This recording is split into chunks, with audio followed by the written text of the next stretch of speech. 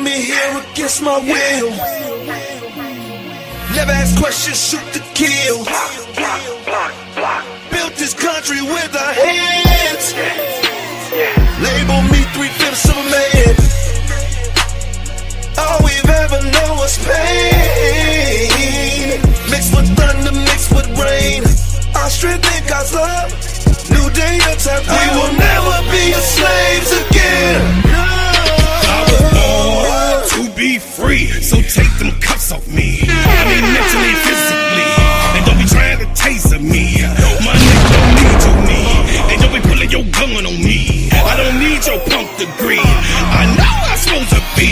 See, I roll with 10,000 feelings and we all believers. We only roll off instructions given by a fearless leader. Man, y'all some cheaters. Your justice ain't gon' free us. Your Billy Club might can beat us, but the Savior came to free us. March on, how long? Never gonna get us nothing. Preach on, how long? My people out here suffering. We better be doing some adjusting. Politics is out here hustling. Gotta keep changing this thing. All my people just didn't die for nothing. We wanna be free. We just gotta go free. Freedom. We just gotta go free. We want freedom. Free. We just gotta go free. Freedom. We wanna be free. We just gotta be free. United we stand, divided we fall. Send a message to the black man, it's the final call. See, business is warfare, y'all, and it's gonna free us all. Time to better hood back, get that bread and buy some more. And when they leave the hood, what you gonna do? Are you gonna beg or plead or pull on through? Gotta spread that money with your crew. I'm spitting true game to you. Gotta get that sack, never look back, cause we're all came for you. We wanna be free. We just gotta go free. Freedom. We wanna be free. We just gotta go free. We want freedom. We wanna be free. We just gotta go free. Freedom. We wanna be free. We just gotta go free. We want freedom. Brought me here against my will. Freedom. Never ask questions, shoot to kill. We want freedom. Built this country with our hands. Freedom. Label me 3/5 of a man. We want freedom. All we've ever known was pain. Mixed with thunder, mixed with rain. Our strength in God's love. New day attack. We will never be slaves again. Welcome. We will never be your slaves again. We will never be your slaves again. Not now, not ever again. Welcome to the Crash Out Room with the Gingerbread Man. This is an extension of Simply Ball Dropping Podcast with my main man, K-Sap. What's up, K-Sap? What's going on? Hey, shout out to the Full Court Trio. Shout out to the Players Club. Shout out to every single mother on this earth. Shout out. You know what I mean? To carry a child for 9 months, that's a heck of a thing in the first place, but also to, help raise a child and then have to raise a child alone for those single mothers. What a heck of a thing, man. What a heck of a woman. What a heck of a shot out that I have to do for you guys, because you deserve just about anything that we can give you or put our hands to as a mother. You know what I'm saying? Today, the Crash Out Room has to get busy. I've seen enough. You know what I'm saying? The title of the show, Caitlin Clark what? Caitlin Clark who? Angel Reese by popular demand. This is what it's all about. So I'm just saying, as we watch the W evolve and go into its evolution of being a better product, we are getting still shoved down our throats. This young lady who has not been up to par or up to standard. You know, this young lady still has time to grow, but they continue to put her in MVP talks, the best player talks. She's the greatest basketball player on the planet Earth, you know, and the machine has picked what they wanted to pick, but you cannot fool people that got their eyes wide open, right? When they say stay woke, see, they stole that term from us, those of us that is in the culture. They stole that terminology from us. These are two people that we gonna talk about, you know what I'm saying, and hear what they had to say about their own product. You got what I'm saying? So first I got to do my maintenance. Hey, Sister Donna Cox, happy Mother's Day. She wins, happy Mother's Day. I see my brother Brian Lewis. As y'all come up in the building, come on up in the building, man, and check us out. You understand? This is a for my people that always support me. I have to put on this type of thing to just to talk to my family members. You got what I'm saying? The bread makers is in the building, and I just really wanted to let y'all know this is the show where you get to air out your grievances. You know what I'm saying? You know, a lot of people, you know, be like, man, bro, Claude, you be crashing out, whatever. I done calmed it down just a little bit, y'all. Y'all know how I used to when I first came, you know what I mean, to the New York, I mean, to the YouTube streets, on how, you know, I had a lot of learning to do. And as I learn, you guys stay here with me. And I appreciate every single person. What's up, Brother Will? That stayed with me as I start to evolve, just like the W and other things that has to go into their evolution. You got what I'm saying? But I just got to keep it a buck. The crash out room is to talk about the shit that we don't like. I'm just being honest with you. And I don't like what the things that they, you know, partake in, and continuously put this young lady in, you know, the realm of somewhere that she ain't supposed to be. I'm just being honest with y'all. Caitlin Clark is a good basketball player, y'all. Straight up. She a good basketball player. But she's not the greatest basketball player. She has a lot of stuff to work on. She has a whole bunch of things that I see her game needs to improve. And putting her in the slot of trying to make an MVP run, no.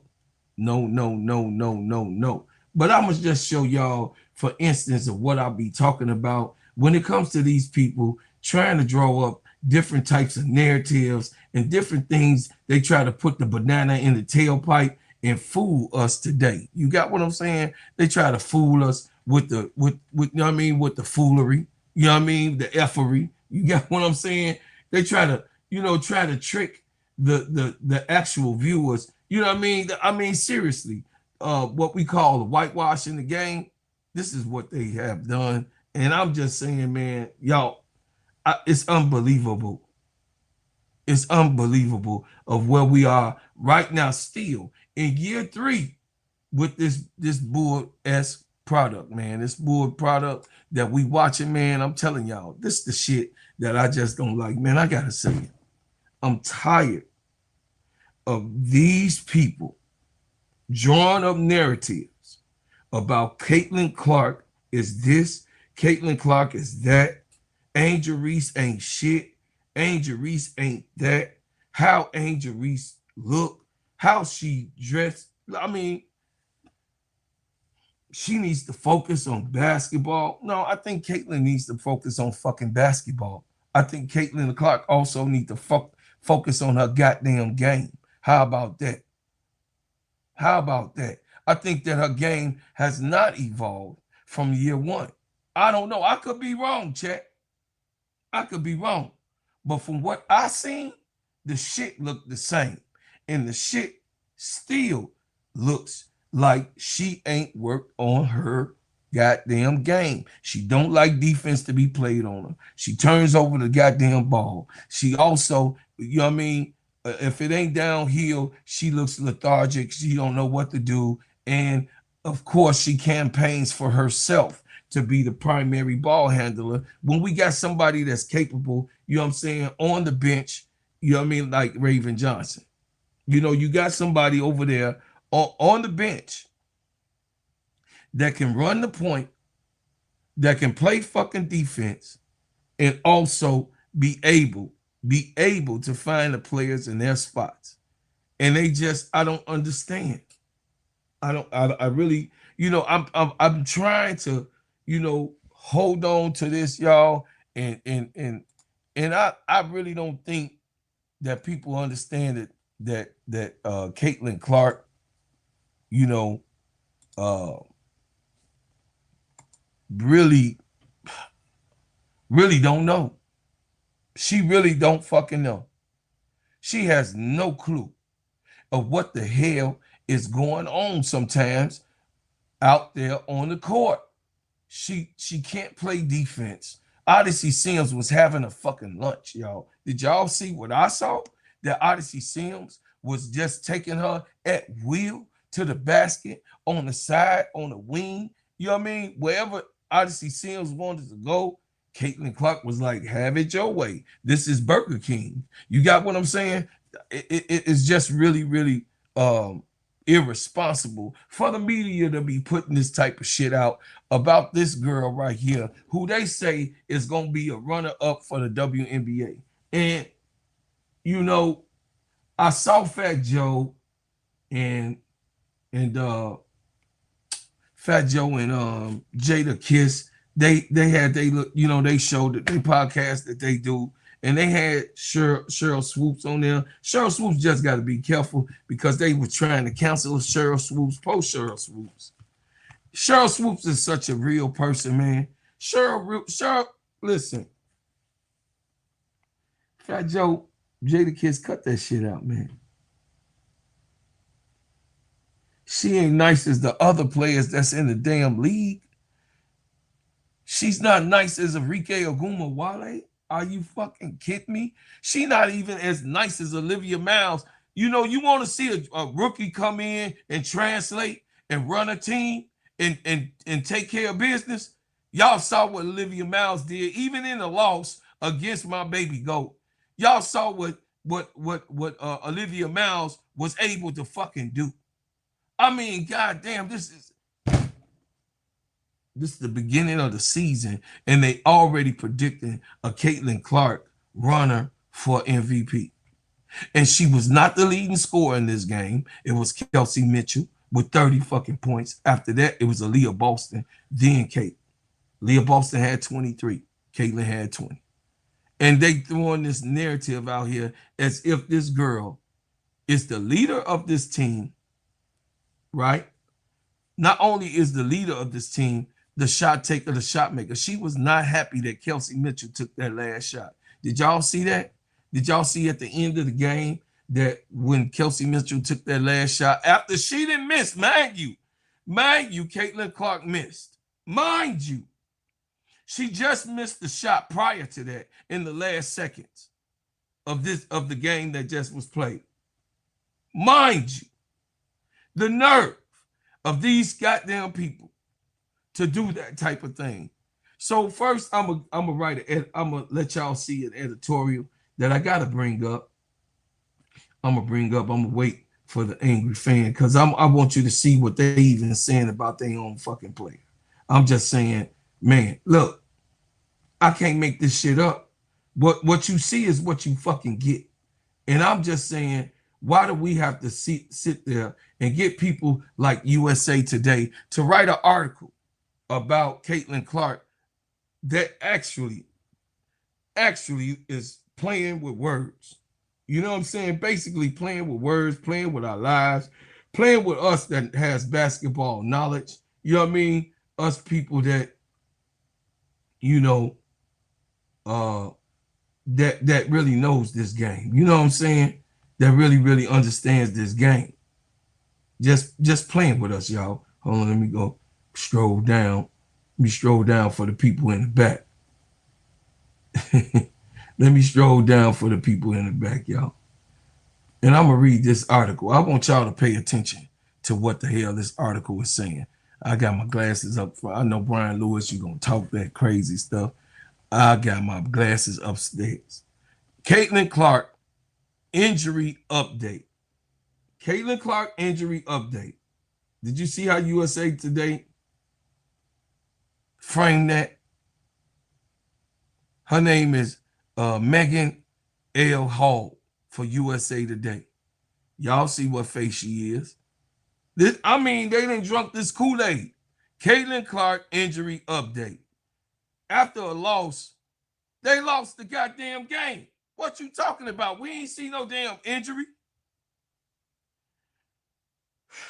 I'm just saying, man, these liars. But she writes and works for a paper who has that big old, you know what I mean, that big fat belly boss that smoked that cigar with his glasses on, and you know what I mean, room full of, you know what I mean, editors that say, hey, this is the fucking narrative and you stand with it. You gonna go buy this shit. You gonna go buy this shit. This is what it is. This is what we selling, and you gonna write about it. So as we go with what was said, it said Caitlin Clark is already dealing with a potential injury 1 game into the WNBA season.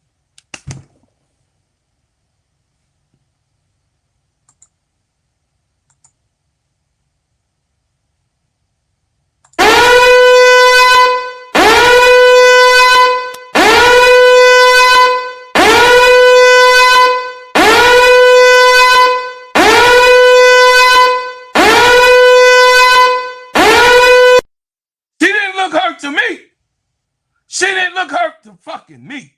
She did not look hurt to me. I don't know, chat. Y'all tell me. She didn't look like she was fucking hurt.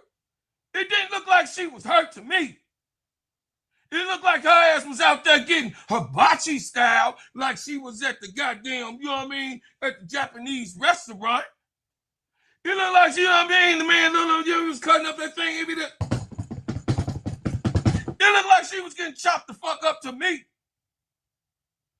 Not being able to play goddamn defense. Not being able, you know what I'm saying, to actually see what's going on in the offense. Throwing tantrums. Man, upset at the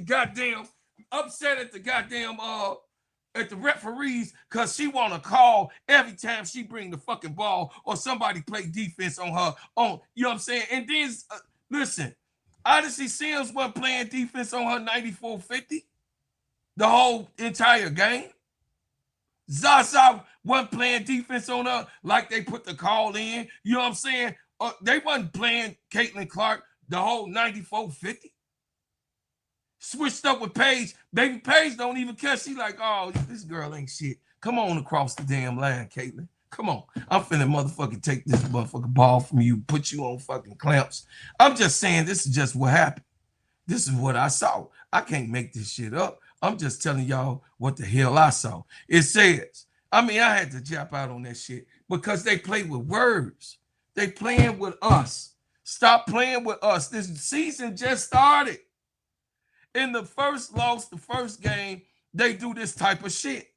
You dig what I'm saying? I couldn't wait for the crash out room. I was holding this shit because I wasn't finna crash out for people to be like, man, I ain't going to Brother Cloud because he be doing all that goddamn gon' cussing. Knowing everybody else be cussing a hell of a lot. But anyway, I ain't finna be focusing on that. It says on Saturday, the Indiana Fever guard opened up her 2026 season against the Dallas Wings. Clark, who was struggling early, began to heat up in the third quarter. The former Rookie of the Year was up to 16 points when she checked out at the 3-minute and 1 mark of the period and briefly headed up to the tunnel to the locker room. ESPN Holly Rowe reported that Clark was on a trainer's table being worked on by the staff before she later returned to the bench. As Clark walked up to the Fever bench, she put on a wrap around her back and sat down next to teammate Lexi Hall. Just getting my back adjusted.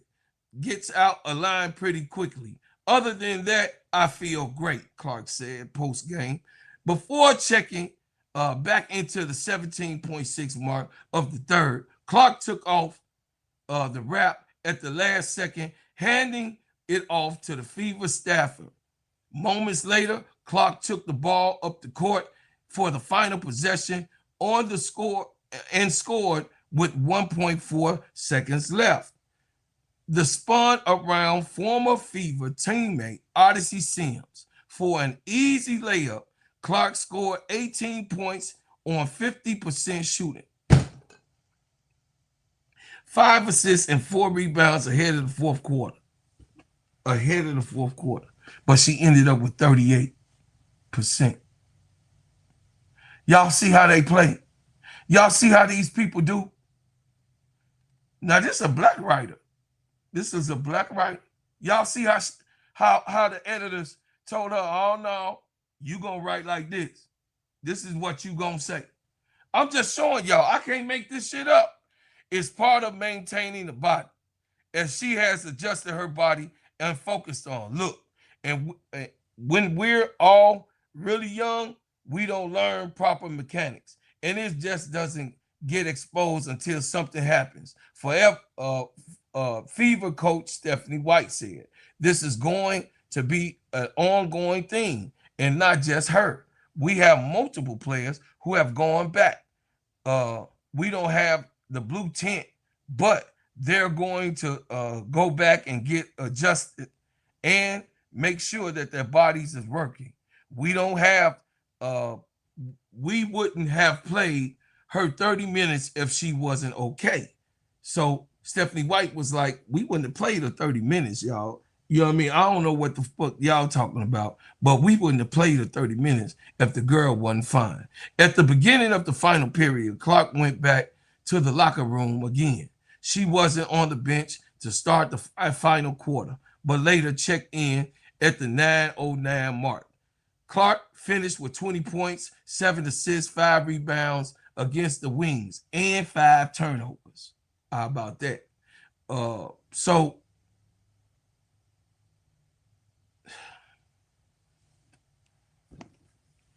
they writing about May the 2nd, 2025. Clark popped up on the injury report with the left leg injury. May the 24th, Clark suffers a quad injury during the Fever's 90-88 loss against the New York Liberty. June 24th, 2025, Clark suffered a groin injury in the Fever's 94-86 win over Seattle Storm. July the 15th, 2020, Clark suffered a right groin injury in the final minute of the Fever's 85-77 victory over the Sun. August the 7th, 2025, Clark reportedly suffered a mild bone bruise in her left ankle during the individual workout session in Phoenix. Is y'all tired of this shit? Is y'all tired of this shit? MSL, you gonna come on up? I'm gonna put the link in the chat. Is y'all, Brother Will, if you want to come up too. But listen, this shit is exhausting. This is exhausting, chat. This is some exhausting shit. I cannot believe that they would go and write an article as such. But I can believe, because this has been the call in the order of the day. This has been something that everybody, been able to see and witness themselves. You know what I'm saying? Witness themselves. MSL said those injuries are fake. They're excuses for another I guess you were saying a bum year. A bum year. Nobody could be injured that often in a short period of time and keep on playing. Yeah. I'm just saying, man, this shit is unrealistic. It's unrealistic, chat. I mean, it's ongoing. Even her own fans, you know what I'm saying? Her even own fans on their own podcast tell y'all some shit that be going on. Here you go. This here is some Caitlin Clarkers. Y'all know them. some Caitlin Clark fans. You know what I'm saying? Y'all know who they is. You know what I'm saying? You know who they are. So I ain't got to say it.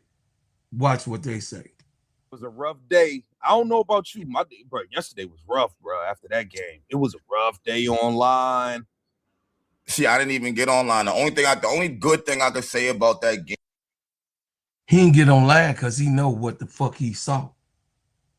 He didn't get online because he know that we was blasting their ass. He didn't want to get online. Angry fans didn't want to get online to see what the hell going on over there rocking that weekends New York had. Anyway. Game is that it was exciting because it was so close. Imagine being able to build an app with your name on it. There you go.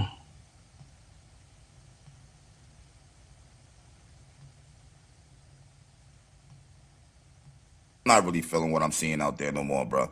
Like, this is ridiculous. Like, this is definitely turned into the Kelsey Mitchell show. She dropped 30 cool, but I'm not. She don't even think about passing, bro. Like, no. Did y'all hear what this motherfucker said? Did y'all hear what this motherfucker said? It's turned into a Kelsey Mitchell show. Kelsey Mitchell is the show, dumbass. Kelsey Mitchell is the show. What you think Stephanie White then was trying to chase her down for? She is the show. She had fucking 30 and consistently doing it. She gonna consistently. Kelsey Mitchell is one of the coldest two guards in the game. It's hard to guard her. It's hard to guard Kelsey Mitchell. We see it with our own eyes. Did y'all hear that? That's diabolical. He got a problem with his sister running this goddamn team. Didn't even get online. The only good thing I could say about that game is that it was exciting because it was so close. So it kept you in the game. But, like, bro, I'm not really feeling what I'm seeing out there no more, bro. Like, this is ridiculous. Like, this is definitely turned into the Kelsey Mitchell show. She dropped 30 cool, but I'm not. She don't even think about passing, bro. Like, no. I don't think people are really seeing what I'm looking at out there, bro. If she get the ball, she's shooting that shit. That's it. She's driving. She's doing something, bro. Yeah. I don't think we gonna win like this, B. Don't you want your player to be aggressive? Don't you want that player that's aggressive? What's up, my brother Jonathan? Don't you want your goddamn player to be aggressive? I put the link in the chat, family, for those who want to come up, you know, as we go on the panel after we get through watching this shit. Don't you want your player on your team, all your players, to be aggressive? I think she's been doing that her whole fucking career. So, like, us expecting a different result now doesn't make sense. We looked way better than 2 years ago. Have you not? Stephanie White stripped away everything that we're known for. All right, we got slower. Number one, she's trying to speed it up some. We don't do the pick and roll no more. That's totally not a part of our offense anymore when no one could even stop it. I think it's literally disgusting. You're not focusing on that. You're focusing on just giving her the ball, and weren't just worrying about dumb shit when you should just be worrying about offense. I mean, defense. You're a defensive coach, but they scored 107 points. I don't understand what's going on anymore, bro. Yeah, Clark, is Clark hurt or not? Bro, is she hurt or not? It's so much going on. First off, happy Mother's Day to everybody out there. Facts. Happy Mother's Day, man. Listen, this is a shit show, bro. Like, from the door. Like, I don't even know where I want to start, bro. Like, bro, it's so much that my whole thing is, look, the offense was fine, bro. The offense was fine. You're supposed to be a defensive coach, and I think you missed the plot here. I think you have been so focused on trying to get Caitlin off ball and all of this other stuff that you didn't need to worry about. Our offense was just fine before you got here. You forgot that the reason you were supposed to come was to fix the defense. You ain't even do. Didn't these same motherfuckers say that Christy Sides was doing a horrible job? Didn't these same people? These same motherfuckers was campaigning for Christy Sides to be fired, check. You can't have it both ways. But they crashing out. They continue to crash out because in their mind, they think that Caitlin Clark is better than Kelsey Mitchell. Or like MSL said, they being paid to say that Caitlin Clark is the better person. But I mean, getting paid to sell your soul like this? No, I don't see it coming. Listen, to get paid to lie to the people and say this? No. Y'all heard what he said. He ain't going for it. I'm to the people in the back. Here you go again. I think she's been doing that her whole fucking career. So like us expecting a different result now doesn't make sense. We looked way better than 2 years ago. Have you not? Stephanie White stripped away everything that we're known for. All right, we got slower. Number one, she's trying to speed it up some. We don't do the pick and roll no more. That's totally not a part of our offense anymore when no one could even stop it. I think it's literally disgusting. You're not focusing on that. You're focusing on just giving her the ball, and we're just worrying about dumb shit when you should just be worrying about defense. You're a defensive coach, but they scored 107 points. I don't understand what's going on anymore, bro. Yeah, Clark, is Clark hurt or not? Bro. Is she hurt or not? It's so much. Is she hurt or not? That's the question. Is she hurt or not? You know that girl ain't fucking hurt. You know she ain't hurt. It's so much going on. First off, happy Mother's Day to everybody out there. Facts. Happy Mother's Day, man. Listen, this is a shit show, bro. Like, from the door. Like, I don't even know where I want to start, bro. Like, bro, it's so much that my whole thing is, look, the offense was fine, bro. The offense was fine. You're supposed to be a defensive coach, and I think you missed the plot here. I think you have been so focused on trying to get Caitlin off ball and all of this other stuff that you didn't need to worry about. Our offense was just fine before you got here. You forgot that the reason you were supposed to come was to fix the defense. You ain't even doing that. So it's just like I don't understand. I don't understand what Stephanie White is doing. I've lost all faith. I don't trust Stephanie White, the front office. It's just been bad. Bro, did you see her in the huddle when she asked? She was asking for help. When she asked the coach, "What do you think they're gonna run?" Like, ain't you the head coach? You're asking me what they. No, I don't have any fucking faith in this fucking team. Not the team, but in the coach. You know what? I'm past it at this point, right? Because Aaliyah Boston, you refused to set a good screen anyway for Caitlin Clark. So now I do want Clark off the team. There are 6 words that are really hard. Can y'all heard that, right?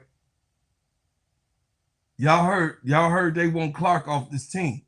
I'm letting them say the shit. See, this is my whole thing with my fellow Angel Reese fans. We can't be like them, family. We can't be like these clown ass motherfuckers. You got what I'm saying? We can't be like them. No. We Angel even put pressure on herself. Angel even critique and criticize herself. Angel does it herself. She said, I didn't really have a good game, but I'm glad that we came out with the win.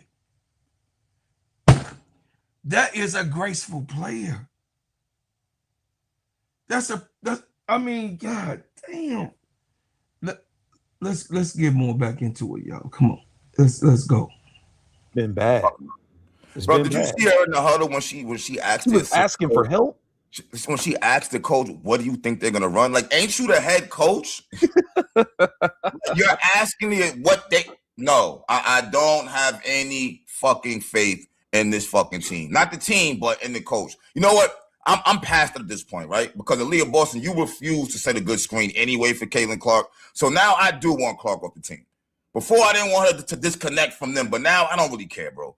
Like, this go somewhere where you're gonna be respected, where you can play your fucking game, bro. Because this is ridiculous. And then all the glazing Stephanie White has been doing about Raven Johnson. You out there watching Paige do whatever she want. Why she ain't guard her? Do whatever they, nigga. Isaiah James was busting Clark ass. Like, bro, where's Raven at then? I can't make this shit up.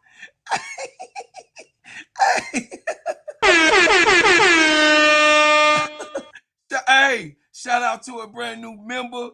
Shout out to a member, y'all. I'm finna get right back into the shit. Hey, shout out to for one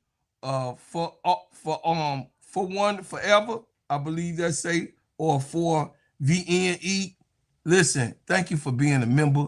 You are part of the bread makers, and I'm grateful. I'm grateful for you to join the show. I am really supportive to all my people that's in the chat, all my people that come here and actually give me their opinion, their honest opinion. This is, listen, y'all, this is a real sports show. This is, I mean, everybody knows that, you know, if I'm glazing a player, I'm gonna glaze a player. But at least I got the nerve to say, hey, this is what I feel about the player. I feel like this, you know what I mean, and that and such on. And yeah, I'm glazing. But guess what? We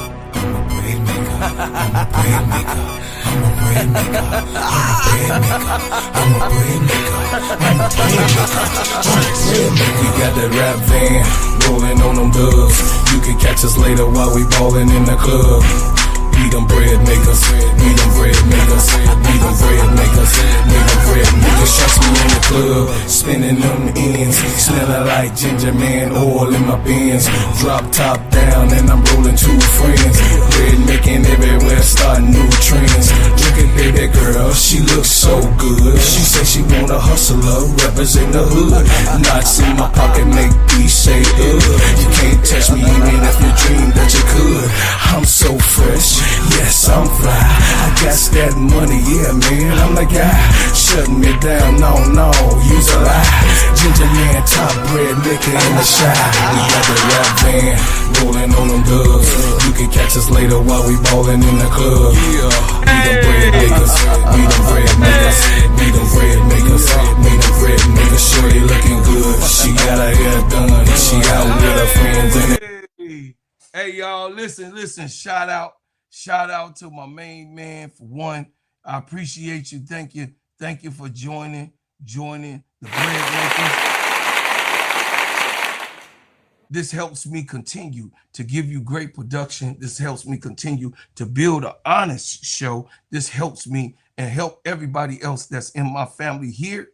That's right. Continue to do things and great things in the building. You know what I'm saying? But I got to go in. Come on, y'all.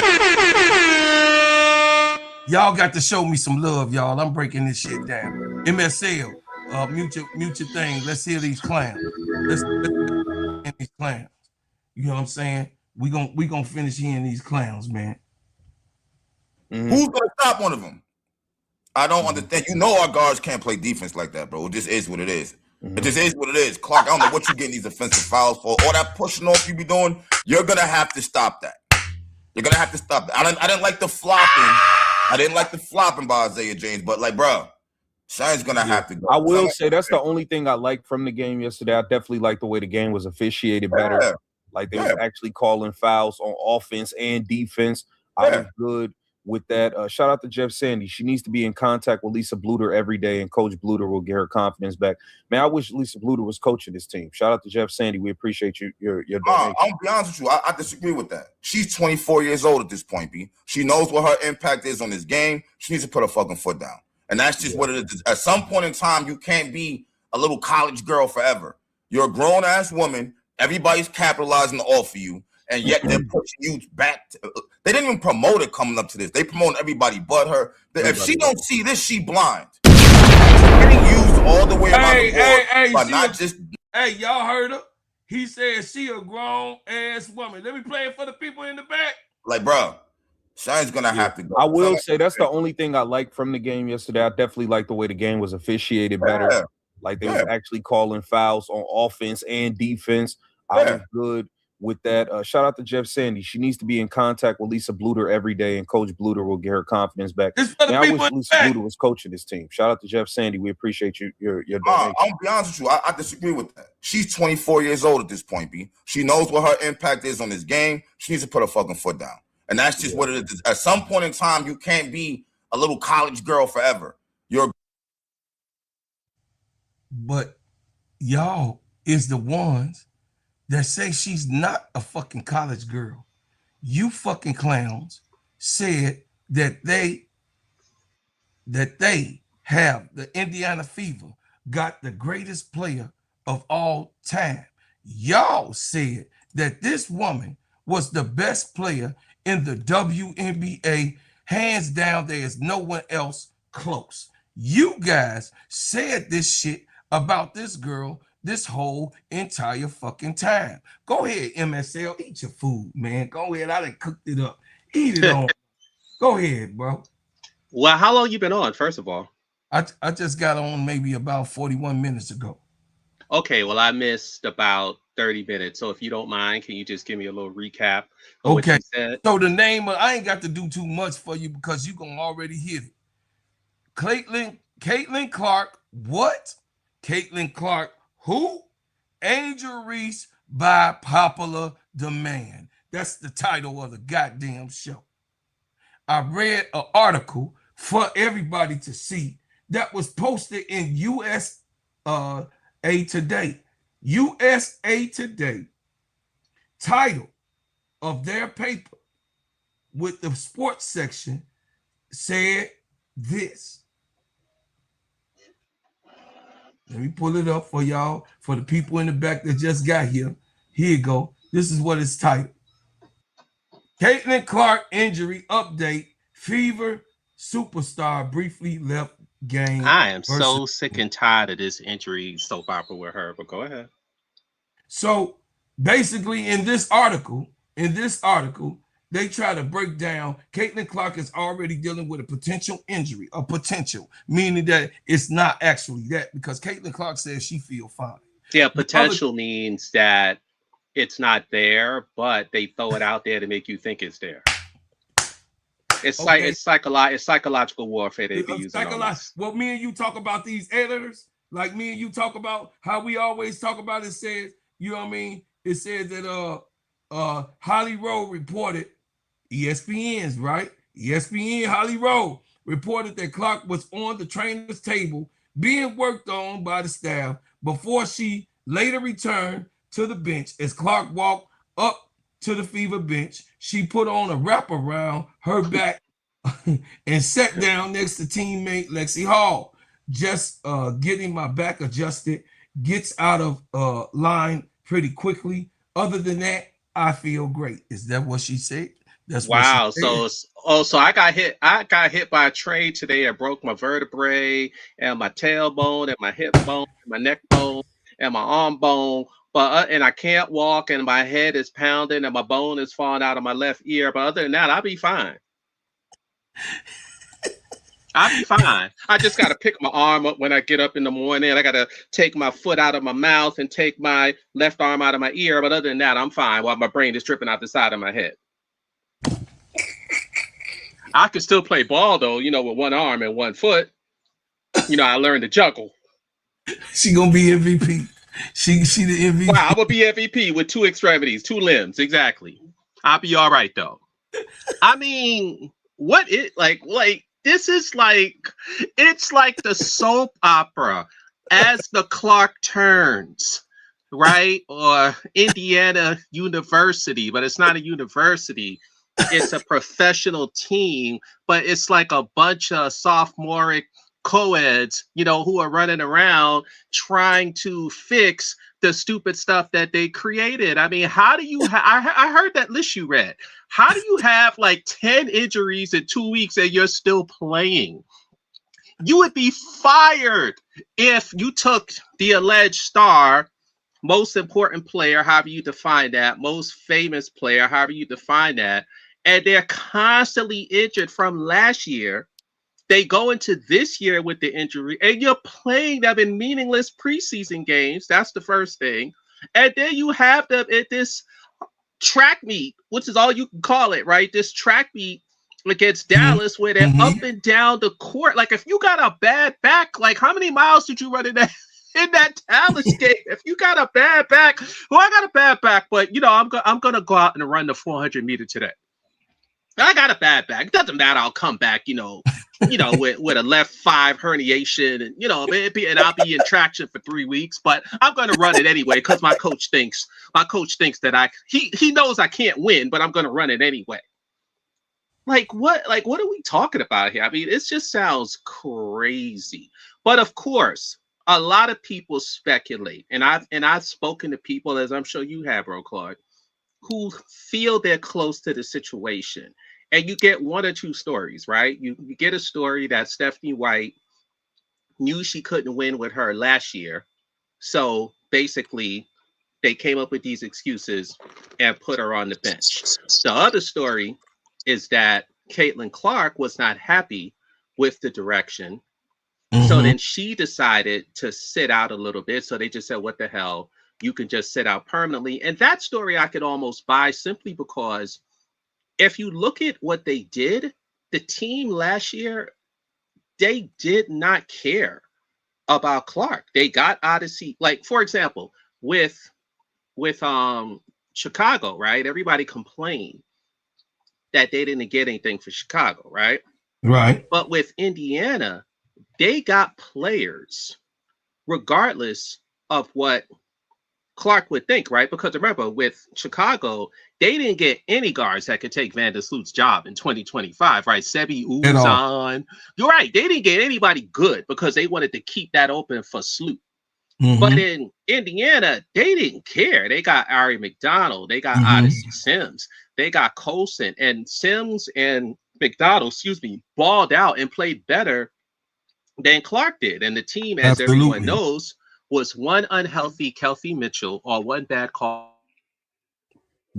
Right, away. Yeah. I think you went out. I think you clicked your mute button by mistake, MSL. Sorry, where did you lose me? I'm sorry. One bad call.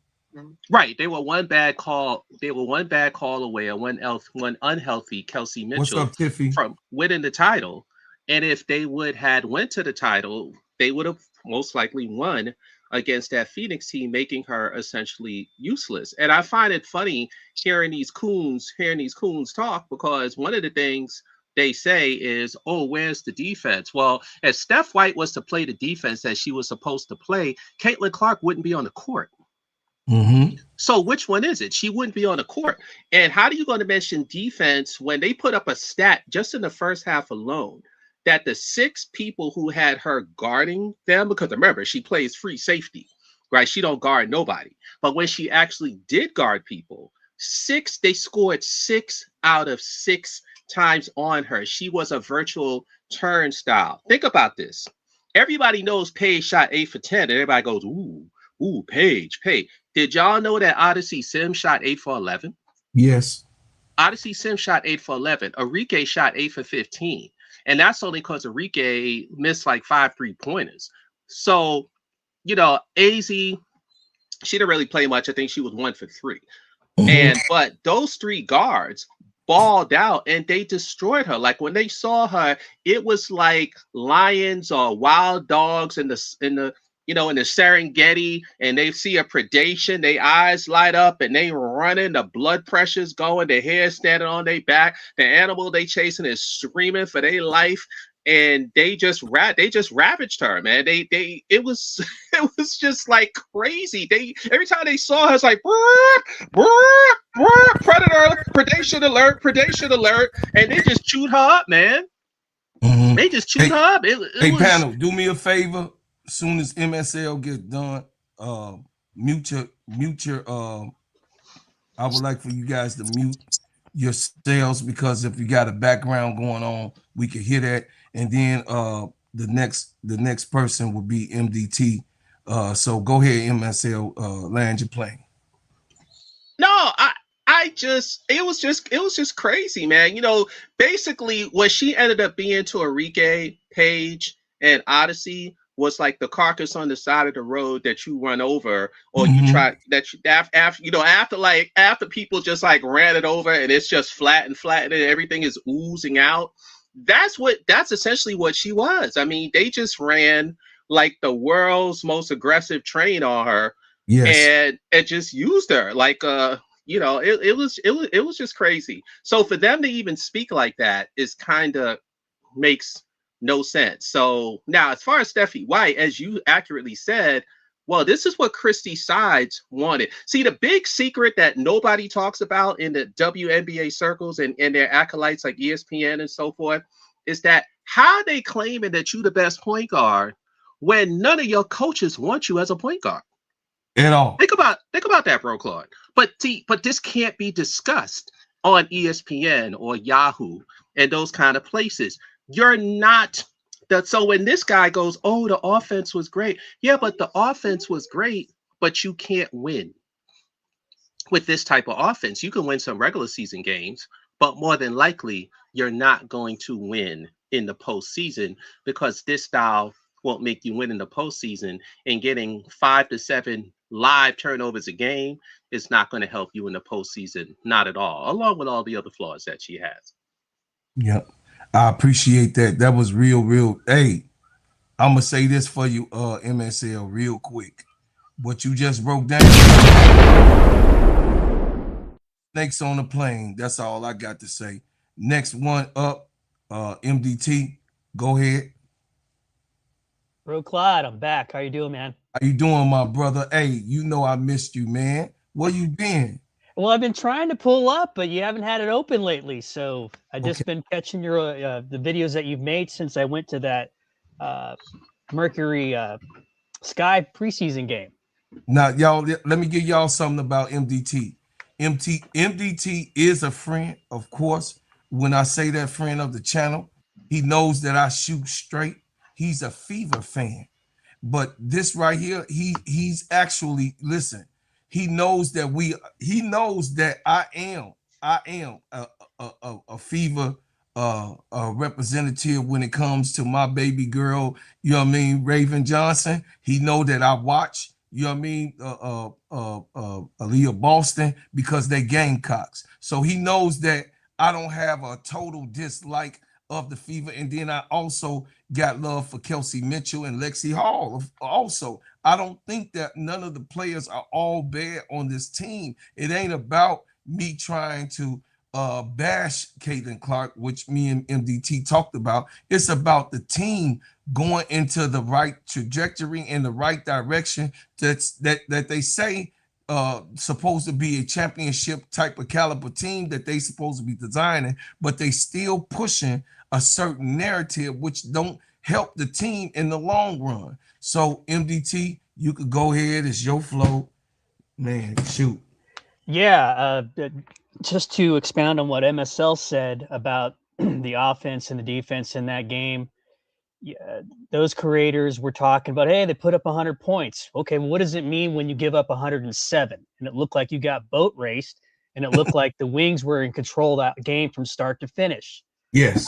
I'm not quite sure how you square that, but I digress on that point. The bigger point that I want to make is I believe Clark is injured, and I find that completely ironic based on it.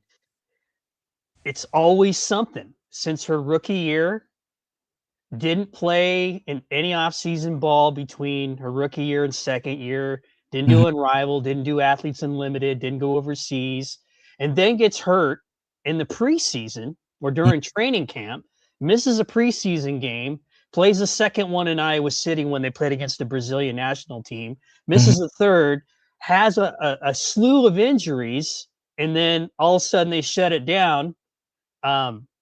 And she doesn't play the rest of the season. And again, only participates in USA basketball this year, and we're back here again.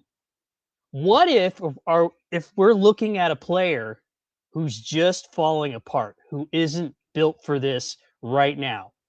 And I say that because that is a scary narrative for the people who are on this platform or other platforms or in the media, what are they going to do? What happens then? And here's the curiosity that I found that I think some general managers in the league might understand that maybe some of the people in the Caitlin Clark centric social media space don't understand. Maybe they know something we don't about how well she's holding up.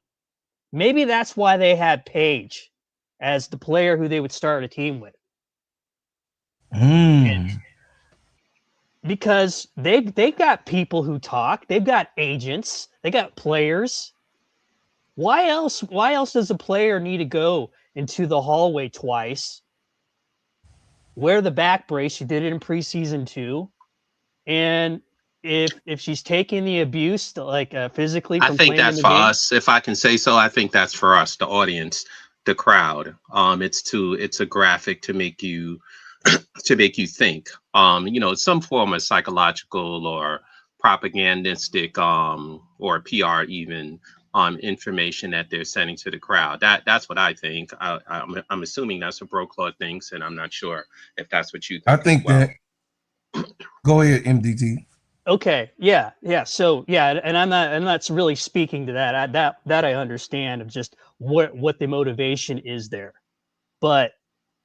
Well, can I take a crack at that? And you can still speak. Hold on, MTT. Let him get it off. MTT. Okay. I'm sorry, MSL.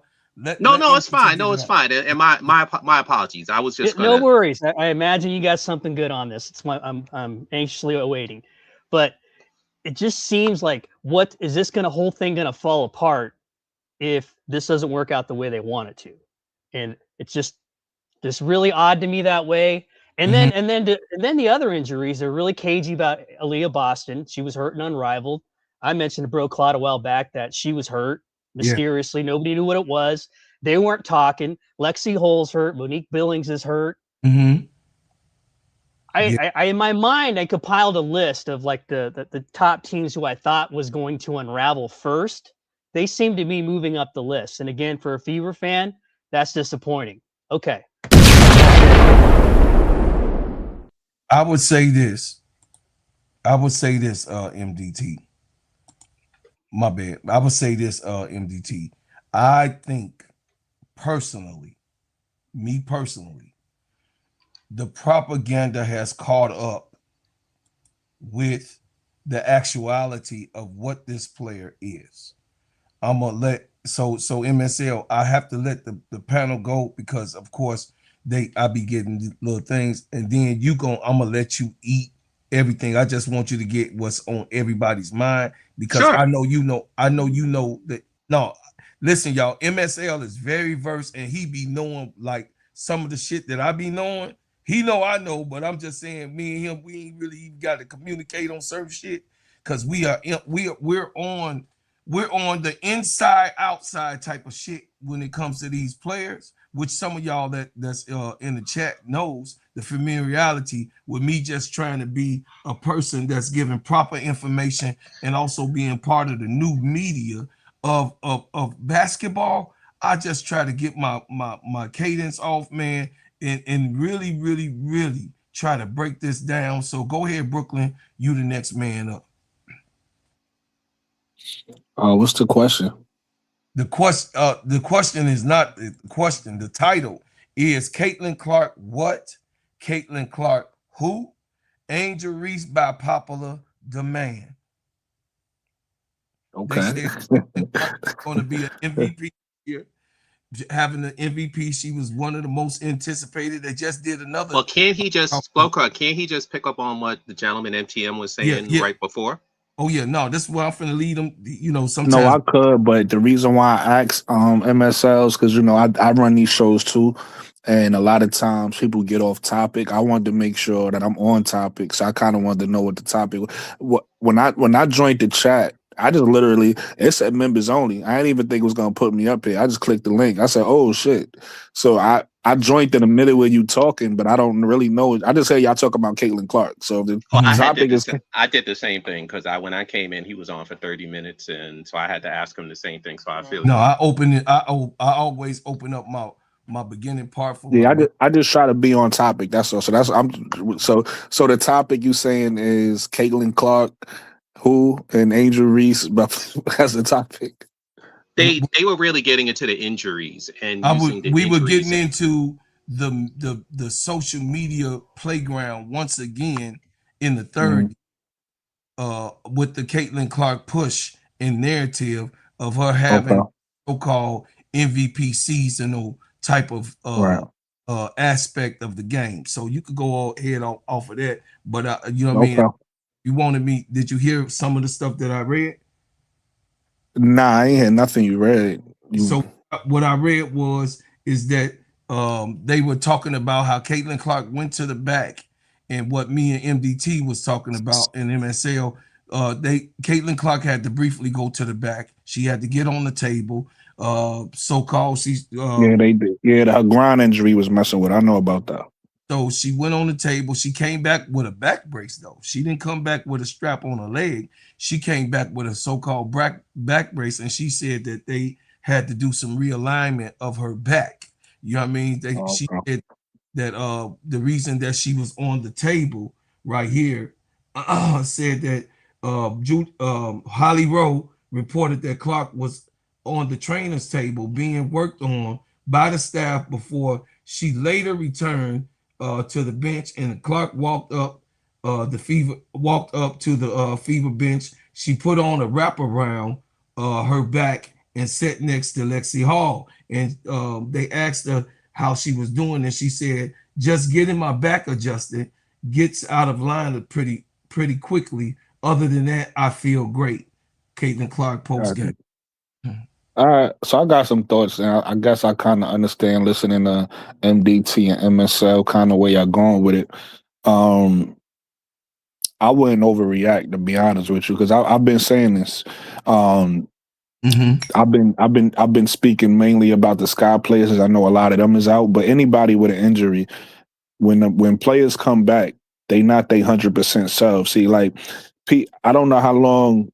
I know MSL said he's been watching, basketball from, he hasn't been watching men's basketball lately, but he said he was watching it, in the Jordan era and stuff like that.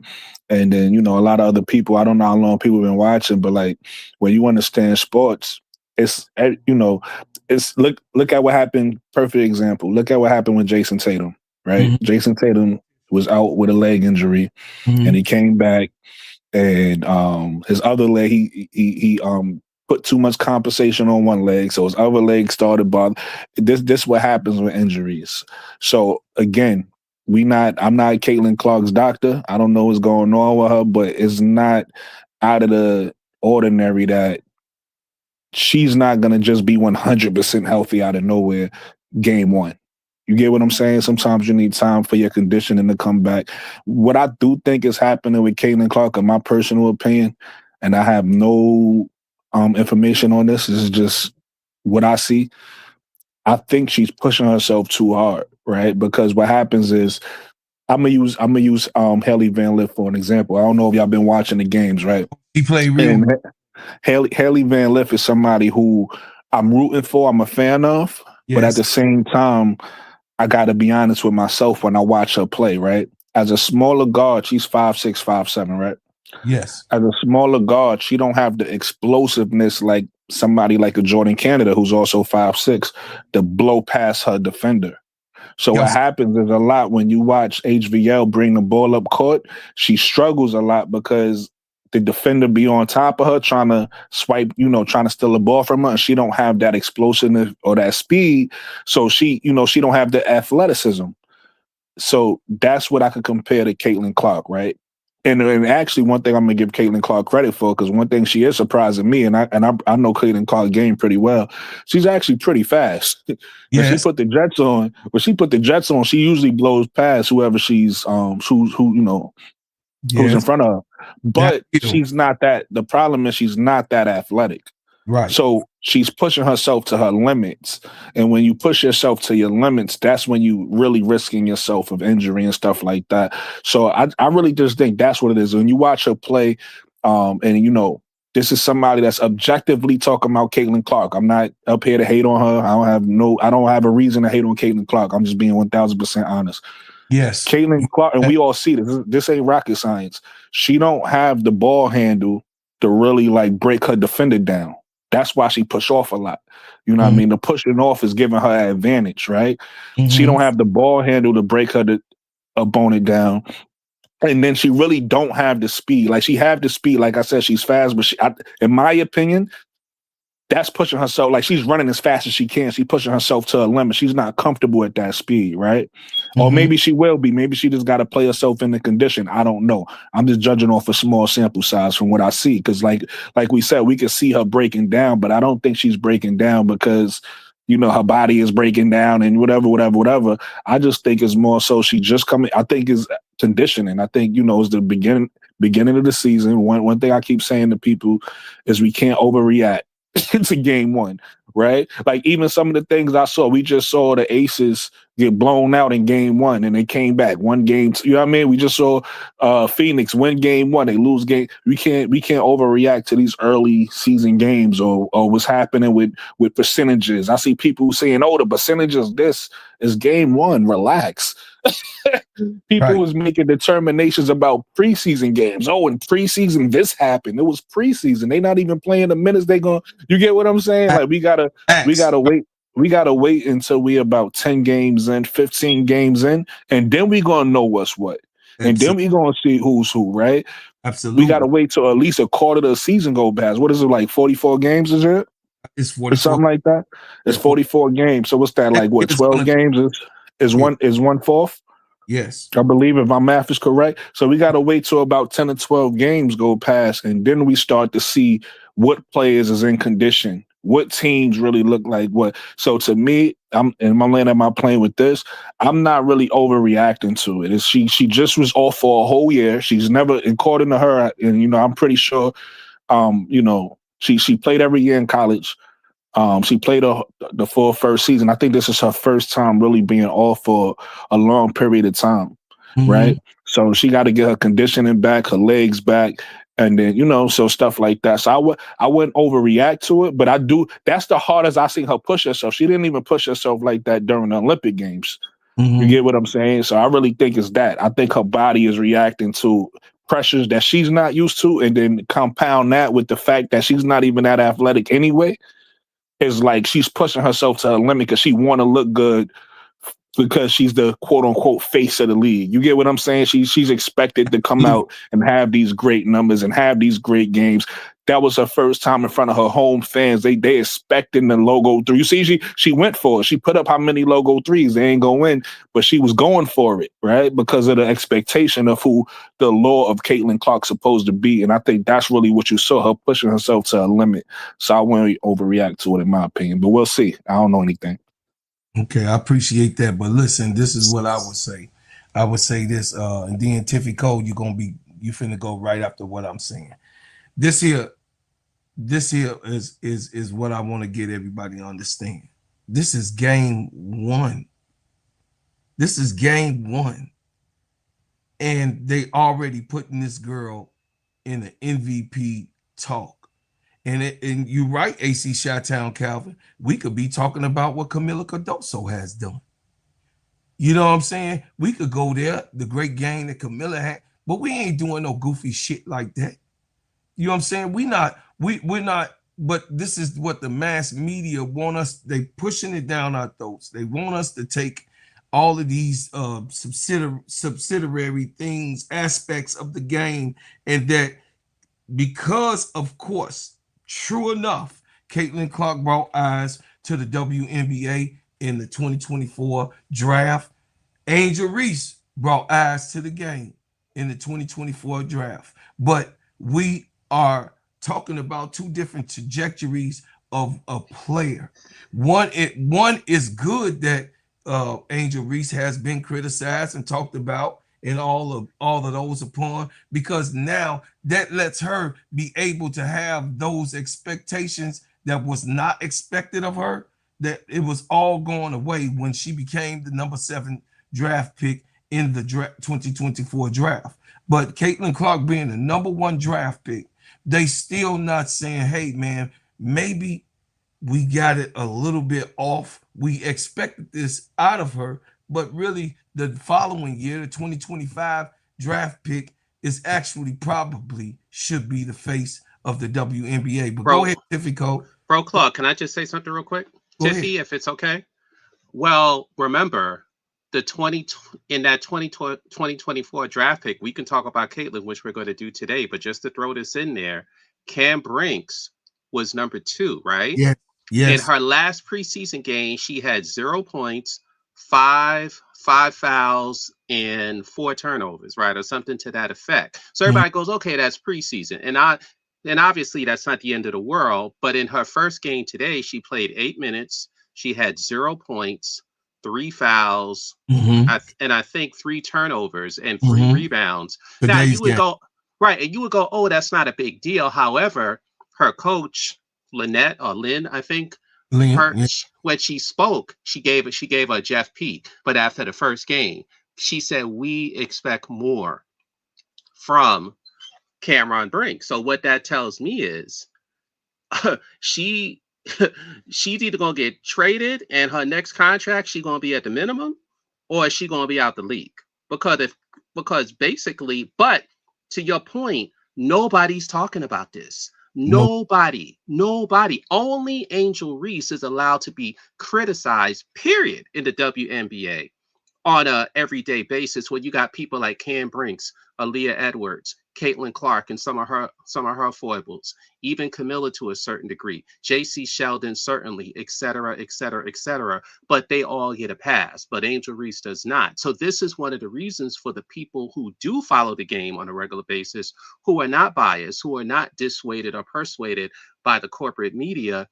We have these conversations like this because these things need to be discussed, because ultimately, if our voices are big enough and loud enough, both Indiana fans, not Indiana fans, Clark fan, not non-Clark fans, she will get better because the criticism will make her better.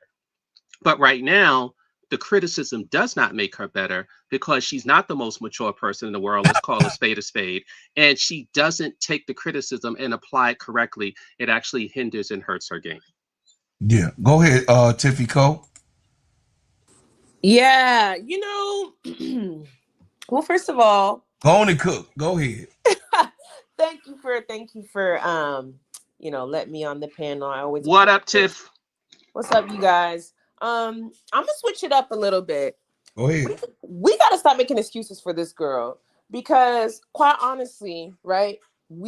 It's year 3, right? The same way that we're looking at Cam Brink. And we're like, it's year 3. You got to be able to stay on the floor. It's year 3. You can't be using a groin injury from way back in the day for the reason that you're not playing defense, for the reason that you can't create a shot. She's never been able to create her own shot without pushing off, right? So it's like there's elements of her game that she just has not improved on. And, we got to keep in mind 2 things, right? The officiating in the WNBA, how has that changed? So that there's more free throws being done, there's more freedom of movement, there's less ability to actually play defense, right? And who does that benefit? That benefits Caitlin Clark. So the officiating that now benefits her as well, there's no reason she shouldn't be getting 20 points a night. Because the way that this girl is going to be shooting 10 to 15 free throws a night, like, ultimately, we can't be making excuses for the fact that the most obvious best player on her team is Kelsey Mitchell. Yes. And followed by the best, facilitator on their team is Raven Johnson. Yes. So it's like, okay, she has to learn how to play off ball, or she's going to be the same thing over and over again. And that's why I believe, like MSL is saying, like, criticism is important, because quite honestly, if you take that system that Stephanie White has and you plug in Paige Beckers instead of Caitlin, they win the championship. Yes. They would be a multi-year dynasty, not because of who Paige Beckers is, it's because Paige Beckers is just as effective off ball as she is on ball. So I feel like, they almost won it last year with 2 scrappy point guards.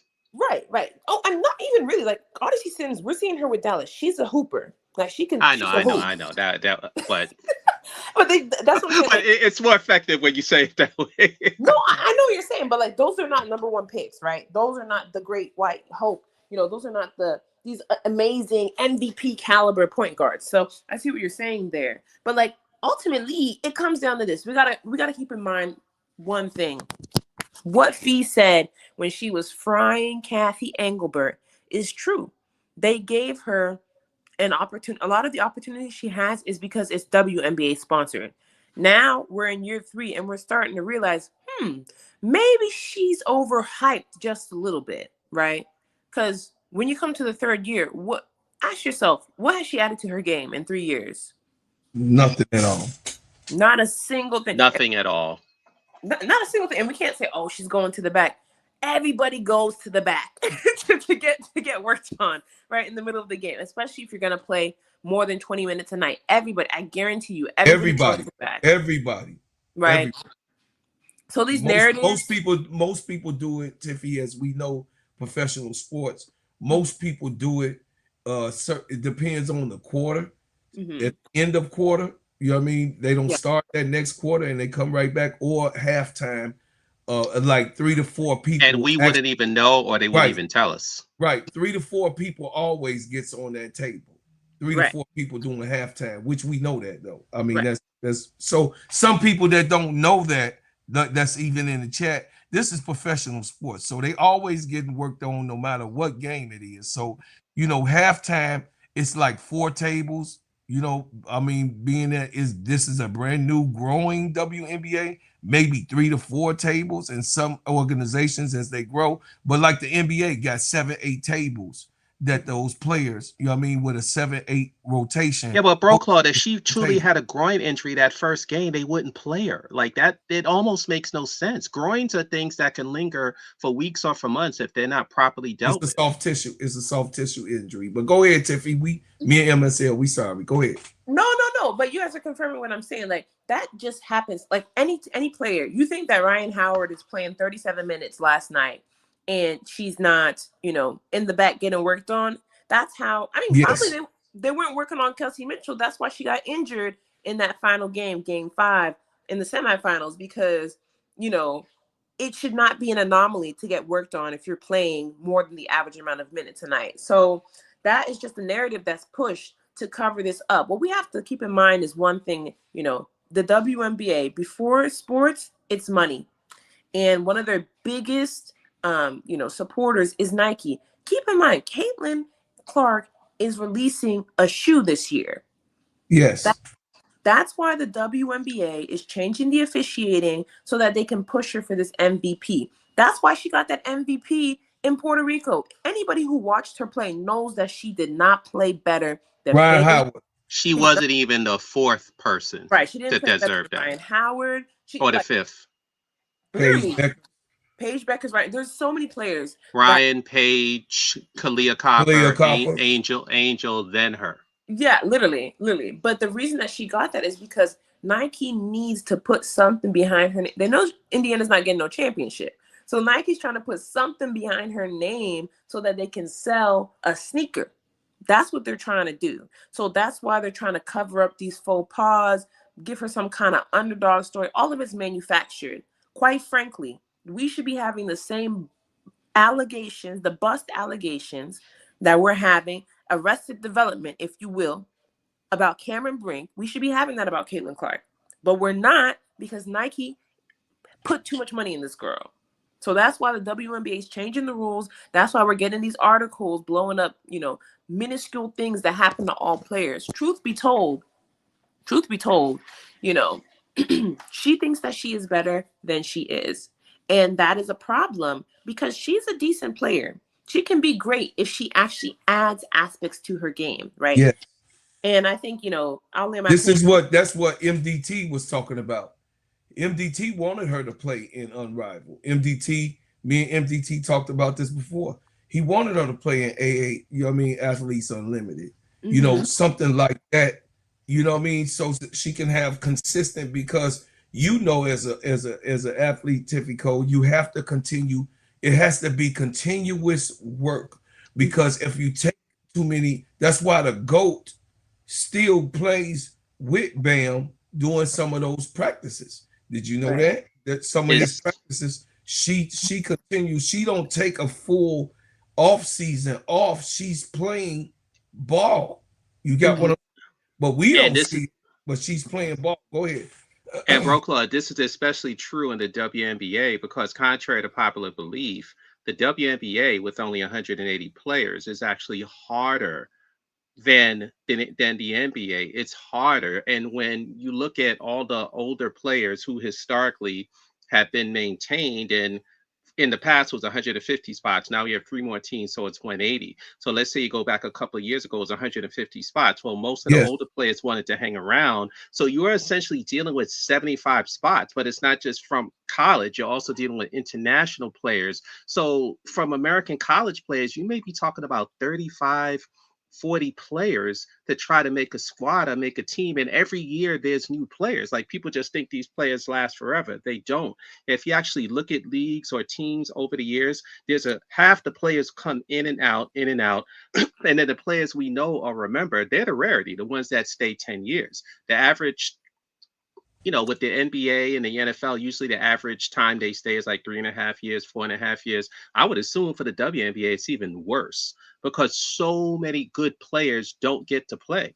So for her, in order to stay in the league and maintain a league, you have to work on your craft on a regular basis to want to be the best, or at least to want to get better. And so far, we haven't seen anything for her to get better. So realistically, her game is going to continue to regress. And then when you have all the new guards that are coming in next year, they're going to embarrass her. And it's going to be hard, to Tiffy's statement, for Nike to keep covering it up, for ESPN to keep cutting up, for Yahoo. That's why we get so much nonsense about her. I couldn't think of the marketing term, but let's just say a PR blitz. That's why we get it so much. And we get so much from social media. It's to make us forget the fact that, hey, what is she doing? Because they think the average person will just take what they say and go with it and not analyze it the way we do because we're more into the sport. But ultimately, it's going to catch up with her, as Tiffy Co said, because basically they're just going to have to keep lying and lying and lying. And hopefully there'll be a revolt by the fans, both Indiana supporters as well as non-Indiana supporters, to push back on the ESPNs and the Yahoos and say, you got it all wrong. Y'all need to stop this. And the Great White Hope is not necessarily a bad thing to say, because they're very sensitive to that, because it's a predominantly Black women's league. So if you call out Great White Hope, like, once that gets traction, it's going to be very, very hard for them to back away from that, because we've seen the Jerry Coonies, et cetera, over the years that they tried to push on us, and ultimately they're all whack. Oh, you got some history. So I'm gonna let baby Jacob go. Tiffy, what you done, baby? Yeah, just quickly to land the plane. I think the biggest takeaway for me for her is that, she could be a really great player, but her ego is way bigger than her skill set. And do you really think that though? Or is I do. Okay, go ahead. I do think so, because I think, ultimately it's iron sharpens iron, right? And that's why the players are in Unrivaled and AU, but she thinks she's made of gold. She thinks she could do whatever she wants. So why would she play with those players, right? When she doesn't need to. And I think ultimately when you see the way, like, even at the USA camp or All-Stars or whatever, where she's around other vets, Maya Moore told her, right? Like, get to know these vets. They're going to try and teach you. Talk to them. She said, to them.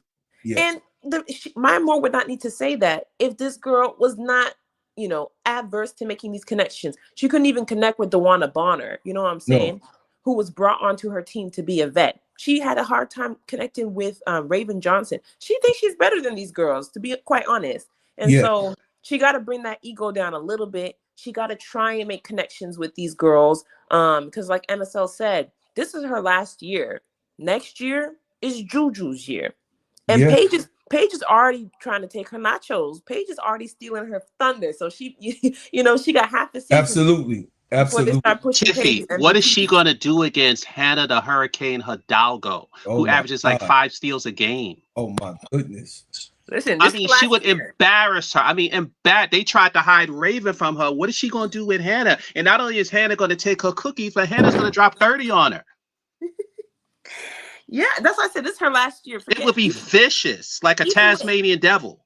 Even with Hannah coming, the guards are gonna embarrass her, but Juju's gonna get the spotlight. Like they're handing off to Juju, but Juju's earned it, right? They're handing it off to Juju after this year. So this is last year to really get something behind her name, an MVP, a championship, something. Because that little commissioner's cup, that little participation trophy, that's not gonna hold her.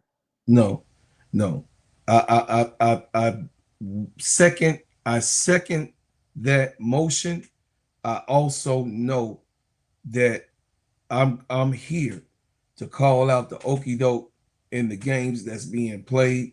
I am here for all that smoke, and I'm not just really trying to expose Clark's fan base. I'm here to expose a straight out lie and a Decepticon, as MSL would say, a Decepticon that has been put into the mix of some of the greatest names that plays basketball, and some of these girls are still playing. You know, you can't put her ahead of the GOAT. You can't put her in front of Fee Collier, Light Bright. You can't put her in front. Oh my God, bro, Clark. I got to say it. Let me get it off, okay? Light Bright. I'm being honest with you. I gotta be real with it. I'm not approving certain things that were said that Light Bright said, but you know, it is what it is. You know what I mean? Oh, about the officiating? Yes. Yeah, I don't like that either. I didn't like that. You know what I mean? You're a defensive player of the year. You should not, because of popular demand that you have a voice. Chat, let me get on here. Because you have a great voice and a big voice, you should not try to water down a game where you're not even willing to let your own league. She's not even playing, bro, Claude.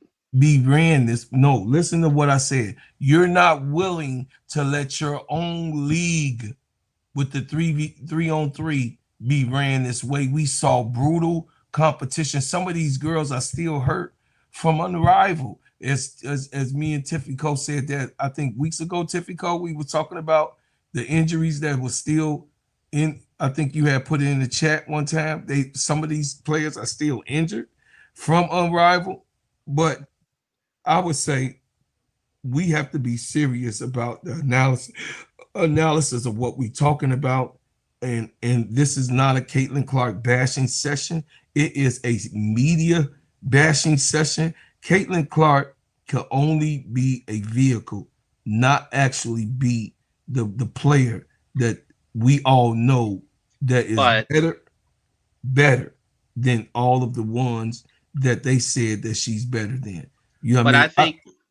Go ahead. But I think it's two separate but interconnected arguments. The separate one is dealing with Clark as an athlete or as a player herself. The interconnected part, which is why I think so many of us are here, is though they don't like to officially acknowledge it, we also know that there is an internet dirty hate campaign that's been against Angel Reese, unprecedented as far as I've ever seen in my sports life, against her for someone who literally did nothing.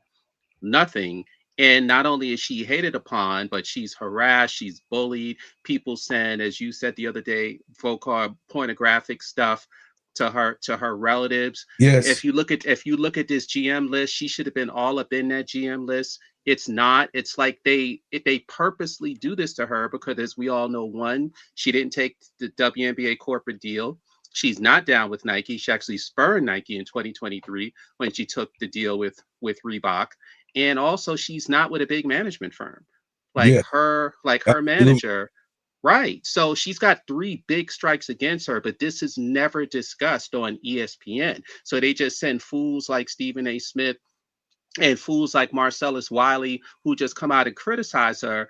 But no one ever says to themselves, well, wait a minute, you never talk about women's basketball. So why you only talk about women's basketball when you're criticizing Angel Reese? That's because it's an agenda. And it's just so bad. So unfortunately, we fans of the sport or fans of Angel Reese, we got to call this stuff out, because the only way this will stop is if we embarrass them well enough to where they go, okay, it's out. So we just gonna have to chill. Like if enough people say she's not that good, she's got 10,000 holes in her game, eventually they'll have to stop talking about it because they know that we know. But as long as they think we don't know, they're going to keep doing this. Okay, baby Jacob, go ahead. You could go.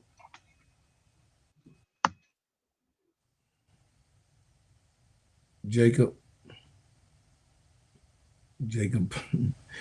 probably went to sleep, y'all. You know, it's his bedtime. Oh, Bro Clyde, could I jump in if he's not going to go? Go ahead, brother. Go ahead, MDT. Go ahead. Yeah, to what MSL just said about Marcellus Wiley, he also said that the WNBA is still losing money. How out of touch can you be at the same time that you're criticizing Angel Reese on her game? So there, and he likes to promote this idea that he's full transparency. He's a fan of honesty and nothing else, and the truth. Give me a break when you can't even get that part of it correct. So I digress on that. But what I was saying earlier about the injuries, I want to make it clear. I'm not making excuses for Caitlin Clark and her. I like what Tifico said about that, arrested development. That's a term I'm going to use from now on, because that's exactly what it is. That's exactly what it is that if she hasn't gotten better, I don't even know what to say about that, whether it's due to injury or something else. That's really on her to fix that problem. And to me, I've been kind of doing a little research. People want to behave as if Clark is the next Larry Bird. Larry Bird won a championship in his second year. Yeah. Won another championship before he hurt his back, which ironically and allegedly might be the same injury that Clark is dealing with right now, back issues. That's what they were straightening out allegedly in the tunnel and at halftime.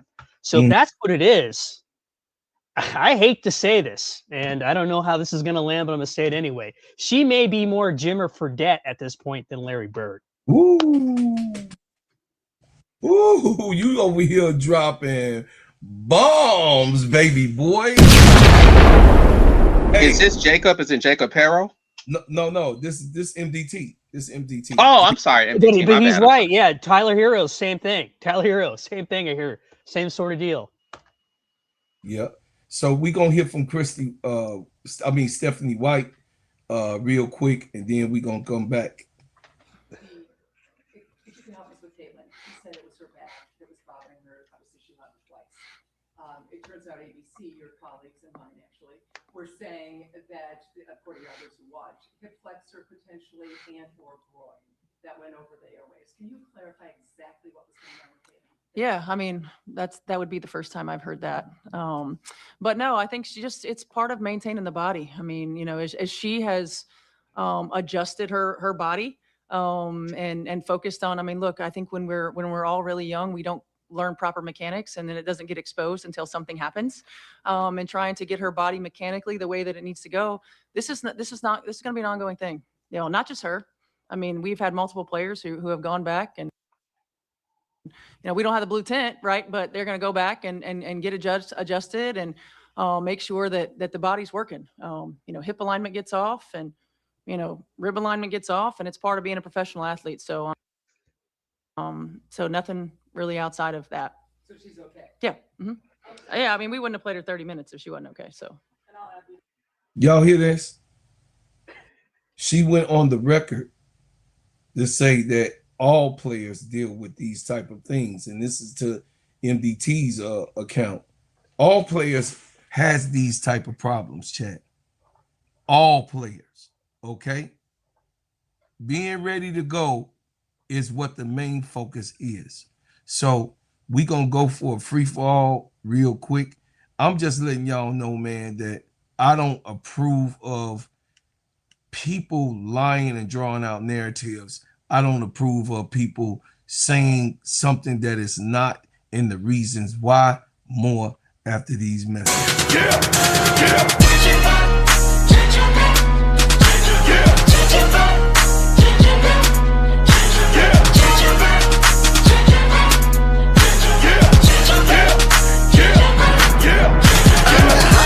Soldier that the streets talk about. If it ain't making money, ain't nothing to talk about. Keep my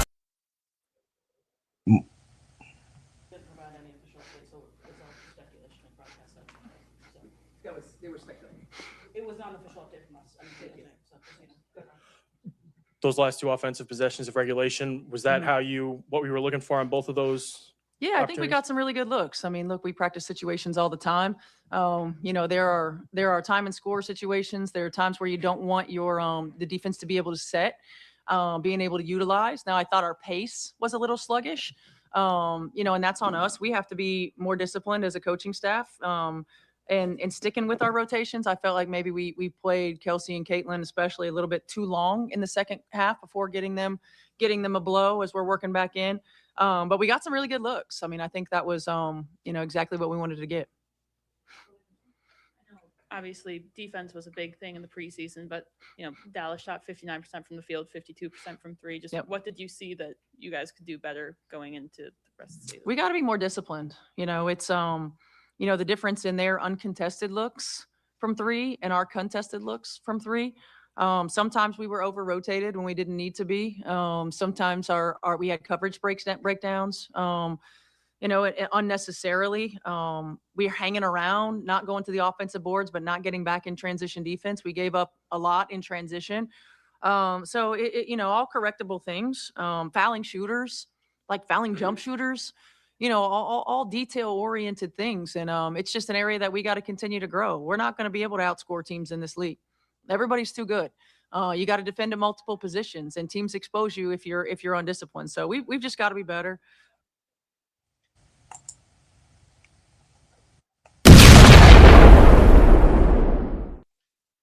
My point exactly. Landed my plane. Thank you very much, Stephanie White. We are in the part of the show where we just gonna go ahead and let this shit be known. Me personally, I say this with everything that I have. I have nothing personal against Caitlin Clark. I really don't.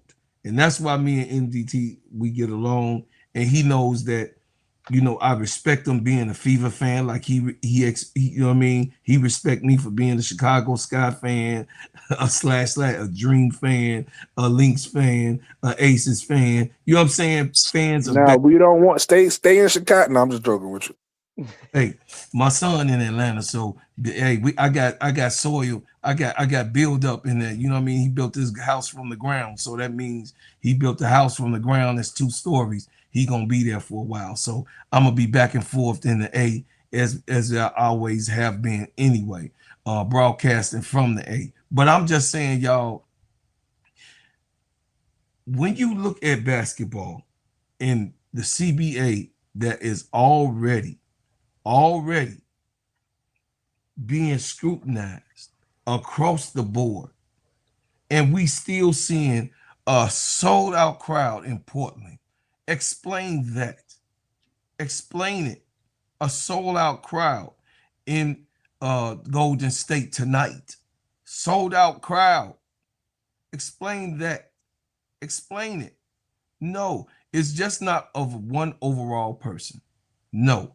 Yes, 2 people got eyes on this basketball community. 2 people got drafted in this basketball community. And where I'm going with the by popular demand with Angel Reese, here it is. Angel Reese is one of the most sought out people just to hold the microphone, just to be on people's podcasts, just to be on people's show and media, just to have her, you know what I mean, have the products in her hand, just for her to just say, oh, okay, this is what's happening. I'm here. I'm doing this. I'm doing that. People want to see Angel Reese's motion and Caitlin Clark's motion, but you know, we all know that Caitlin Clark is an introvert. They give that excuse. She's not too good with people. She's kind of quirky around the edges when it comes to social media events and all of these type of things. But you're supposed to be selling a product. And then the people that you say that is front in the face of the league, like when, hey, look, Magic Johnson didn't have a problem of being the face of the league during this time. Larry Bird didn't have a problem being the face of the league at his time. Listen, Michael Jordan, and you know, when the Pistons were doing that thing, Isaiah Thomas and all of those people that was there in the front, you know, didn't have the problem. Kobe didn't have a problem of being, the one who says that even if they were mad at the Mamba would say outspokenly, unapologetically, what he felt and what the trajectory of what his team was going and where he sees the NBA at the time. And the WNBA has to get more responsible with the people that they putting in front of us and saying that these people are the best players and the greatest players in the world. They have to be more responsible because guess what? The ball don't lie, the eyes don't lie, and what you see is what you get. So y'all could go ahead off of that. My question is to the panel, where do we go from here? Everybody get their chance, and y'all, we could just talk about this debatably. Where do we go from here when you have these many teams that is astronomically better, especially Chicago Sky, astronomically better from what I've seen in one game was something that I did. I say, wait, hold on, wait a minute. I wasn't able to watch it live, but when I watched you're judging based off Portland? No, Portland's crowd. The crowd. Okay, my bad. I'm sorry, the crowd. MS, I was thinking the same thing, bro. Toronto was sold out too. We was all about to devour him, right? No, I wasn't gonna say nothing, but I'm happy you said something. I was Portland's crowd. Okay. Thank you for the clarification, bro. Minnesota's crowd. You got what I'm saying? Toronto too. The people is just not in Indiana no more. The environment is beautiful. Seattle had a beautiful crowd. Golden State, they all had great crowds. Minnesota had a great crowd. Absolutely. Mystics too. Absolutely. Yeah. So what I'm saying is, y'all got to understand LA where I'm going with this. LA. Look at the trajectory of the league itself. It's not built off of one person anymore. I think, obviously I've spoken about this many times on your show, Bro Claude, so I'll try to abbreviate it in this context with the other panel members. But as I always say, what they did in 2024 was a ruse, right? Because if you look at all the metrics from 2023, it was not Clark that moved the needle, it was Reese. But as I always say, because she did not take the corporate deal, Angel talked about it herself on her show. They told her to get rid of her manager. Yes. And De'Erica Hamby talked about it when she said that the league chooses who to do and you have to go through them. And that was actually one of the things in the CBA. They wanted for you to go through them. And Clark, who only had $500K in NIL in 2023 after they were both in the finals when Angel was making $2 to $3 million. Absolutely. Right? Angel was crushing her in NIL. That is a fact. And it wasn't and she got her sneaker deal in 2023. Shaq actually offered her a sneaker deal in 2022. Yes. So Angel had enough motion. He said, I wanted to win first.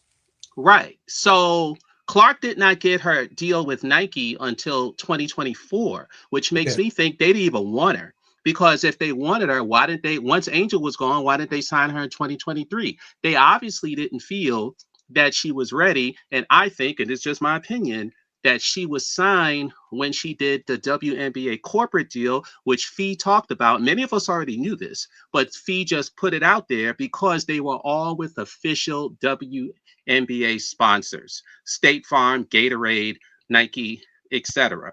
Yes. That's when, so then all of a sudden her NIL shot up to about 3 to 4 million in 2024 when it stood still for basically 3 years. Why? Because she took the corporate deal, the same corporate deal that Fee talked about, but because an Angel did not take the corporate deal. But the problem is this wasn't something that was communicated to us, the consumer. All of a sudden, Angel was the villain. She was hated. She has no game. She has no this. She has no this. She has no that. And Clark is the greatest thing in the world. And, it's funny because when you look at it from a marketing standpoint, people with common sense say, but how do you grow a league by just promoting one player? Wouldn't you want to promote all the players with marketability? Now, I don't really get on the MAGA train per se. We can discuss this another day. But one thing I will say is true. many times the political parties in America hook up with stuff that you would never believe they would. Case in example, the FTX scandal, that was a crypto exchange. They were actually hooked up with the Democratic Party, and they were promoting all crazy types of stuff that you would never think would be involved with a crypto exchange. But they do that to launder or to do things that they normally couldn't get away with. So I wouldn't be shocked if MAGA or that arm of the Republican Party was involved with using Caitlin Clark and her fans as a vehicle, because it makes absolutely no sense from a marketing standpoint to just promote one player, especially when you have a player in the league who's the most recognizable player in the sport, maybe one of the most recognizable athletes, period, in any sport. Angel Reese, that can't be denied. That cannot be denied. So why wouldn't you take that notoriety from her? And obviously, that's not something that they want to do. They don't want to put Angel front and center for whatever reason. They want to put Clark front and center, even though it's obvious that Clark does not have. The only reason why Clark is famous is because they tell us to like her. But if you actually ask yourself, why would you like this person? You can't think of it because it's just not there. And you can't just say because she's white, which a lot of people would say, because why not Inescu? Why not Breonna Stewart? Why not Paige? Et cetera, et cetera, et cetera. So it's just crazy what they're doing. And Cheryl Reese peeped this in 2024. If y'all remember, that was a cell phone game, right? When Cheryl Reese said, I never seen a league that only wanted to promote one player when we have other players in the league that people want to see. And so it just makes no sense. But I can definitely see the political arm. But the funny thing with MAGA, as a lot of people know, there's infighting right now, because a lot of the people who were in MAGA, they've left because they feel that things are not going the way it wanted to. And it's so ironic. And I'm going to throw this out there, Blow Court. I'm going to let the panel eat. But I want to say this because what I find hilarious is I look at Angel right now as Candace Owens. And I know some people in the audience may not like me saying that, but I have a reason for it. And I look at Caitlin as Erica Kirk, the one where her husband was recently assassinated. The reason why is because the power structure is pushing Erica Kirk. But the people who really believe in those fundamentals and principles, and they're not just political, they don't like Erica Kirk. They think she's fake. They think she's a phony. They think she's a liar. They think she's been propped up and everything about her is not true. They actually roll with Candace because they feel Candace is more honest, more true than Erica Kirk ever would be. The real base. Right. So in this particular case, you have a group on the right wing, so-called MAGA, probably the idiots in it, who love Caitlin Clark, not realizing everything about her is fake. Her game is fake. Her image is fake. Her persona is fake. Everything that's created by her is fake. And the person they should actually like is Angel Reese, because everything that she's got, she's earned it. It wasn't given to her. She earned it. She worked hard. She worked at her ability, the way she speaks, the way she acts, the things she does. And that's the person they should actually follow. Black, white, yellow, brown, right, left. She should be the one to be emulated. She works at her game, even though they don't want us to believe that. So I think it's funny. Once this gets out, I think people are going to be in for a shocker, because the person they should actually like and root for is Angel Reese, the one who they were told is a villain, a charlatan, or this, or that. And it's just a matter of projecting, because everything they actually say about Reese is actually what's true about Clark. Go ahead. Anybody? Yeah, I've been looking at ratings from 2025 and what occurred during that year. And when Clark got injured, Fever ratings for their games went down, but the rest of the league that didn't have Indiana involved all went up. The catalyst, as I think MSL would agree on this, are Clark and Reese. They were the catalyst for the popularity, and that tells you got a lot of people who are watching a lot of different teams and identifying with a lot of different players. That's how you keep the league healthy. That's how you capitalize on the new media deal that came in April 2024, which ironically, they agreed to that before Caitlin Clark, Angel Reese, or anyone else, any other rookies from that class played a WNBA game at all. And I see it growing. and they need to keep doing it and sustain this momentum because of when their season is. The games that draw the biggest ratings are between 2 to 2.5 million viewership. It's the average is about 250,000 to 1 million, depending on which teams are playing. And unfortunately, when they get to the fall and they get into the playoffs, they don't get the multiplier for their playoff games because they're competing against the NFL and Major League Baseball playoffs, and of course, maybe something college football as well. But still, they should be able to sustain this no matter what happens. No matter what happens here. And MSL said something about Angel Reese, about people not taking her seriously and her popularity and persona and her success and what she means in the WNBA space. I think they've already kind of moved on to a degree. It's Paige. She's on all the commercials. I watch all these games and I see Clark, I see Wilson, and I see Paige over all the national commercials. Yes. That's and Angel Reese, to her credit, has built this roots-esque platform of being the social media queen. Just really pulled herself up by the bootstraps to make that happen. No one else is doing that. So yeah, I see it as something positive going forward with the league.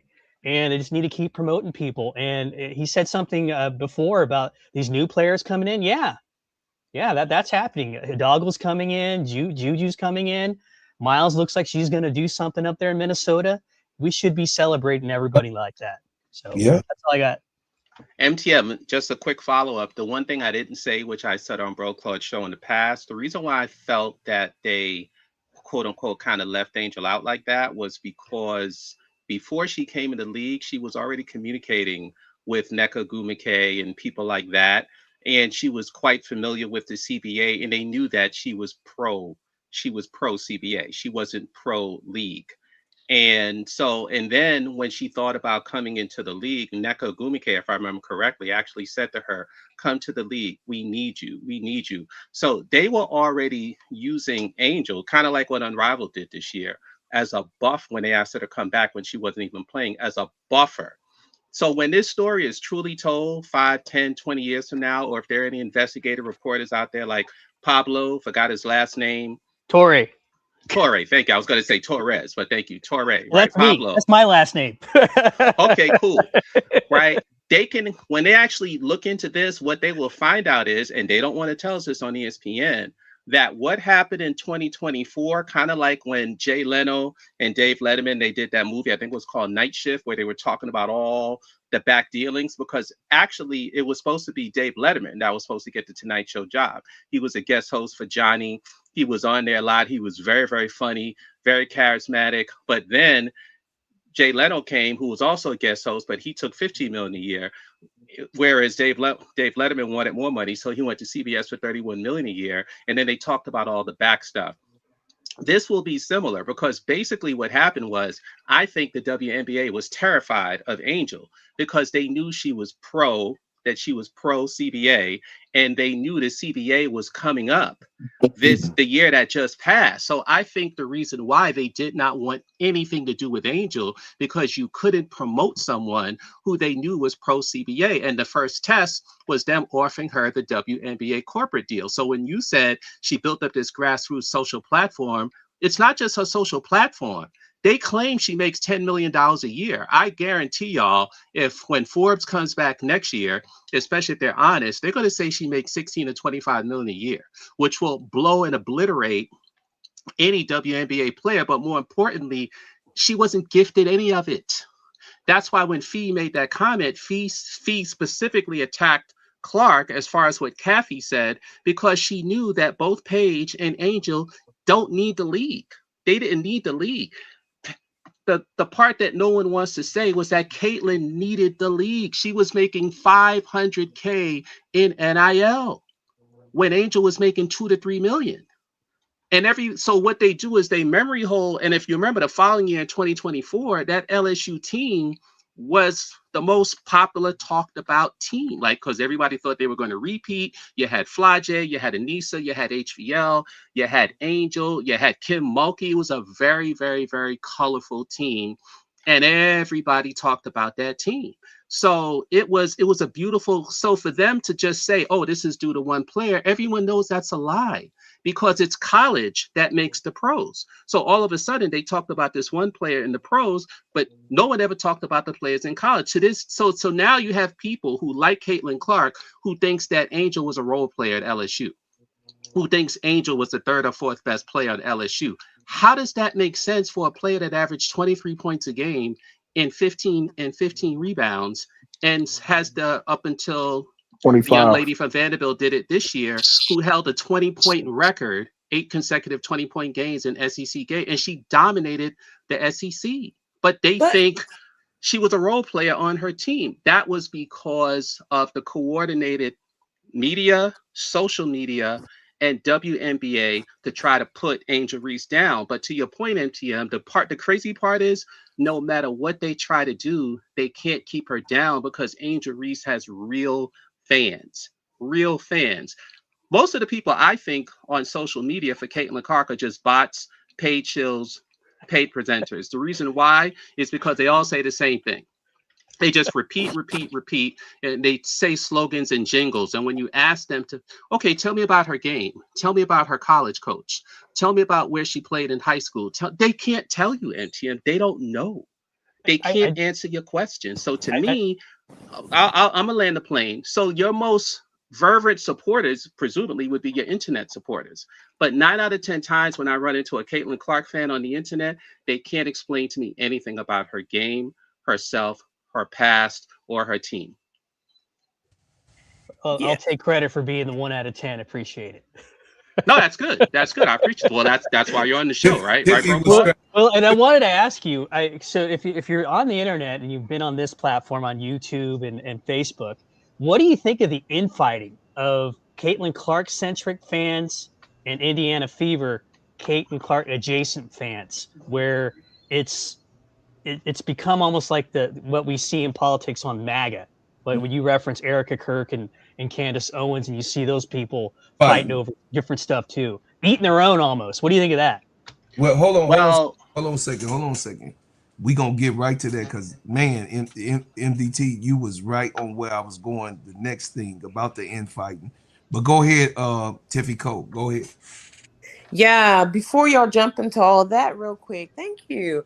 I just want to say, we got to be honest about Paige too. Like, Paige, that's my rook. You know, I love she her. does benefit from white privilege as well. Not even just that, she's benefiting from the Nike contract. Like, we got to keep in mind, Paige has the biggest benefactor of the WNBA is Nike. So as soon as Angel signed that dotted line with Reebok, that's when they started the smear campaign. She was supposed to go number 2. The reason and Paige, Tiff, if I can just interrupt for 1 second, because this is important. And in 2022, Nike signed a strategic marketing agreement with the WNBA, which specifies they can create stories, write stories, create personalities, create storylines for their players. So presumably any non-Nike player was not going to be included in that push, in that storyline, which Angel Reese wasn't when she spurned Nike in 2022. Yes, and so I think it's important. Like, Paige does not need the WNBA, but she certainly gets pushed by them. We know Nike, ESPN, they pay these reporters, they favor these, reporters so that they vote their way. There's no reason that Paige Beckers and I like Paige, but we got to be honest, right? There's no reason that Paige Beckers on the lowest ranked team in the WNBA is making second team all WNBA or getting votes for that, right? There's no reason that she's getting MVP votes either, right? Especially when Angel has been the top rebounder in the league for the past 2 weeks since she stepped in the league, and she still hasn't touched all defense. The only reason that she doesn't get dinged because of her team record is because she's a Nike athlete. Simple as that, right? And so I feel like, we got to be honest that, I think MDT said Angel is social media. She's been replaced by Paige. Paige was already gonna get those contracts because she's already gonna get those advertisements because whether we like it or not, Paige, Caitlin, Fee, Asia, all of them are getting pushed because they're Nike. Sabrina, all of them get pushed because they're Nike athletes. Stewie does not get pushed that much. She signed with Puma.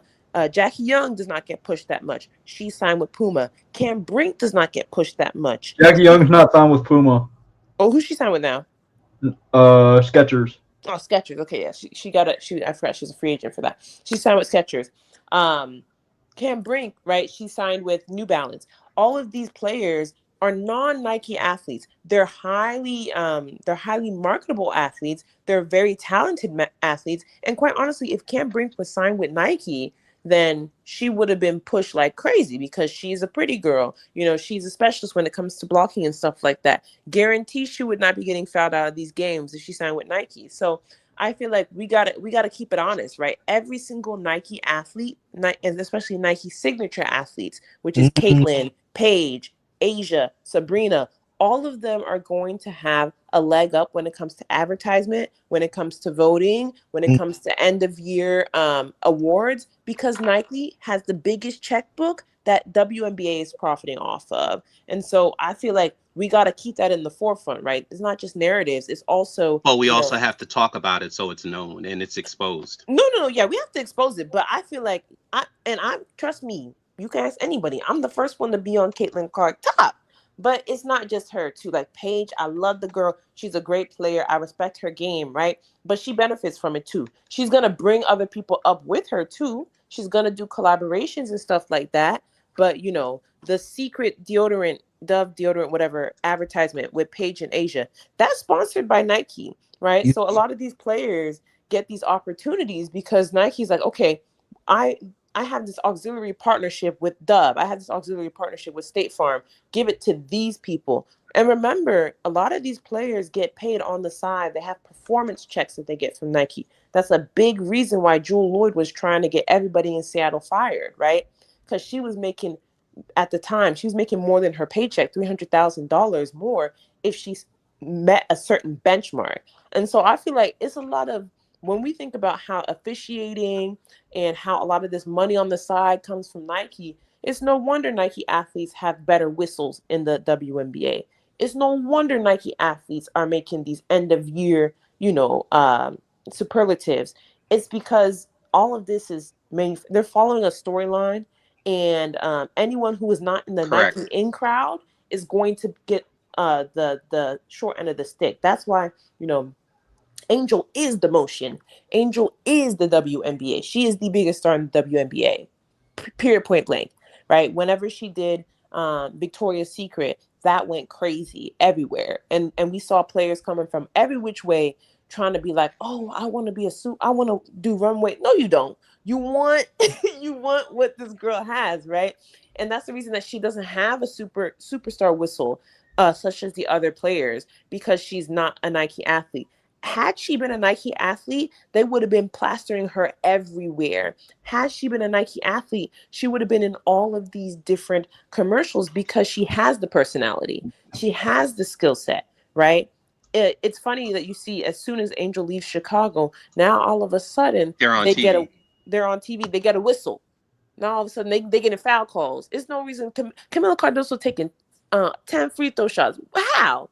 It used to be games last season. She wouldn't take 10 free throw shots in 10 games, right? So it's like it's an intentional diminishment of Angel Reese and even her team. Like Atlanta Dream, and it's like warfare against her almost. Yeah, they're doing everything that they can to hold her back.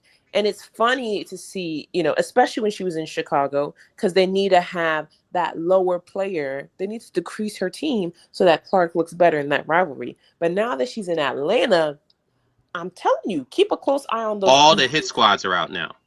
I'm telling you, keep a close eye on those Indiana, Atlanta, rivalry that they're going to try and push, and the narrative that they're going to try and do there.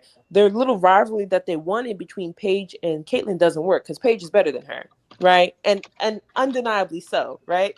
So now Nike's like, okay, they can make money off of that. They don't have to trash Paige or Caitlin for that.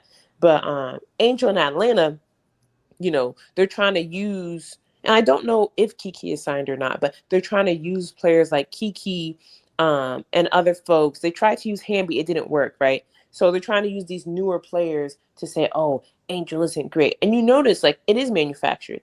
Anytime someone brings up a young post player and compares their skill set, they're always comparing them to Angel. What does that tell you? If she's not an MVP caliber type player, she's not a top 15, top 10 player, why are you comparing everybody else to her? It's undeniable the motion that she has. Diabolical. Yeah, no, but it's a compliment in the same sense because you know how good she is, but it's crazy because she's doing it on her own. So Correct. At the end of And the her day, band of ladies. It's not a big firm behind her at that. no, exactly. It's literally truly just she has favor on her and she has it. You can't fake the funk, right? You can't manufacture motion. Like you can tell the difference between real motion and something that's, held together with glue and cheese sticks. So I think I'm gonna land my plane here in the sense that, what I want to see with this new boom that they're allowing to happen in the WNBA is they got to move those Atlanta games out of that little stadium. I don't want to see no kumbaya in 4,000. Like if they can fill 20K in Portland, you can fill 20K in Atlanta. So I feel like as soon as the playoffs and whatnot is done, I mean the Hawks aren't even playing anymore, I don't think. But as soon as the playoffs are done, like they gotta move Atlanta. Oh no, you're right. The Hawks out of there. Yeah. No, they've been out. They've been out. So yeah, they should move it over. I don't know if they have it for like concerts and stuff. Like it's a busy time in Atlanta, but they have to move as many games as they can to that bigger stadium because, not even just for narrative wise, it's the money that they're leaving on the table. And that's why the ticket prices are so high because they have to make up for the lack of seating capacity. And the Knicks is gonna take care of Detroit for Angel too.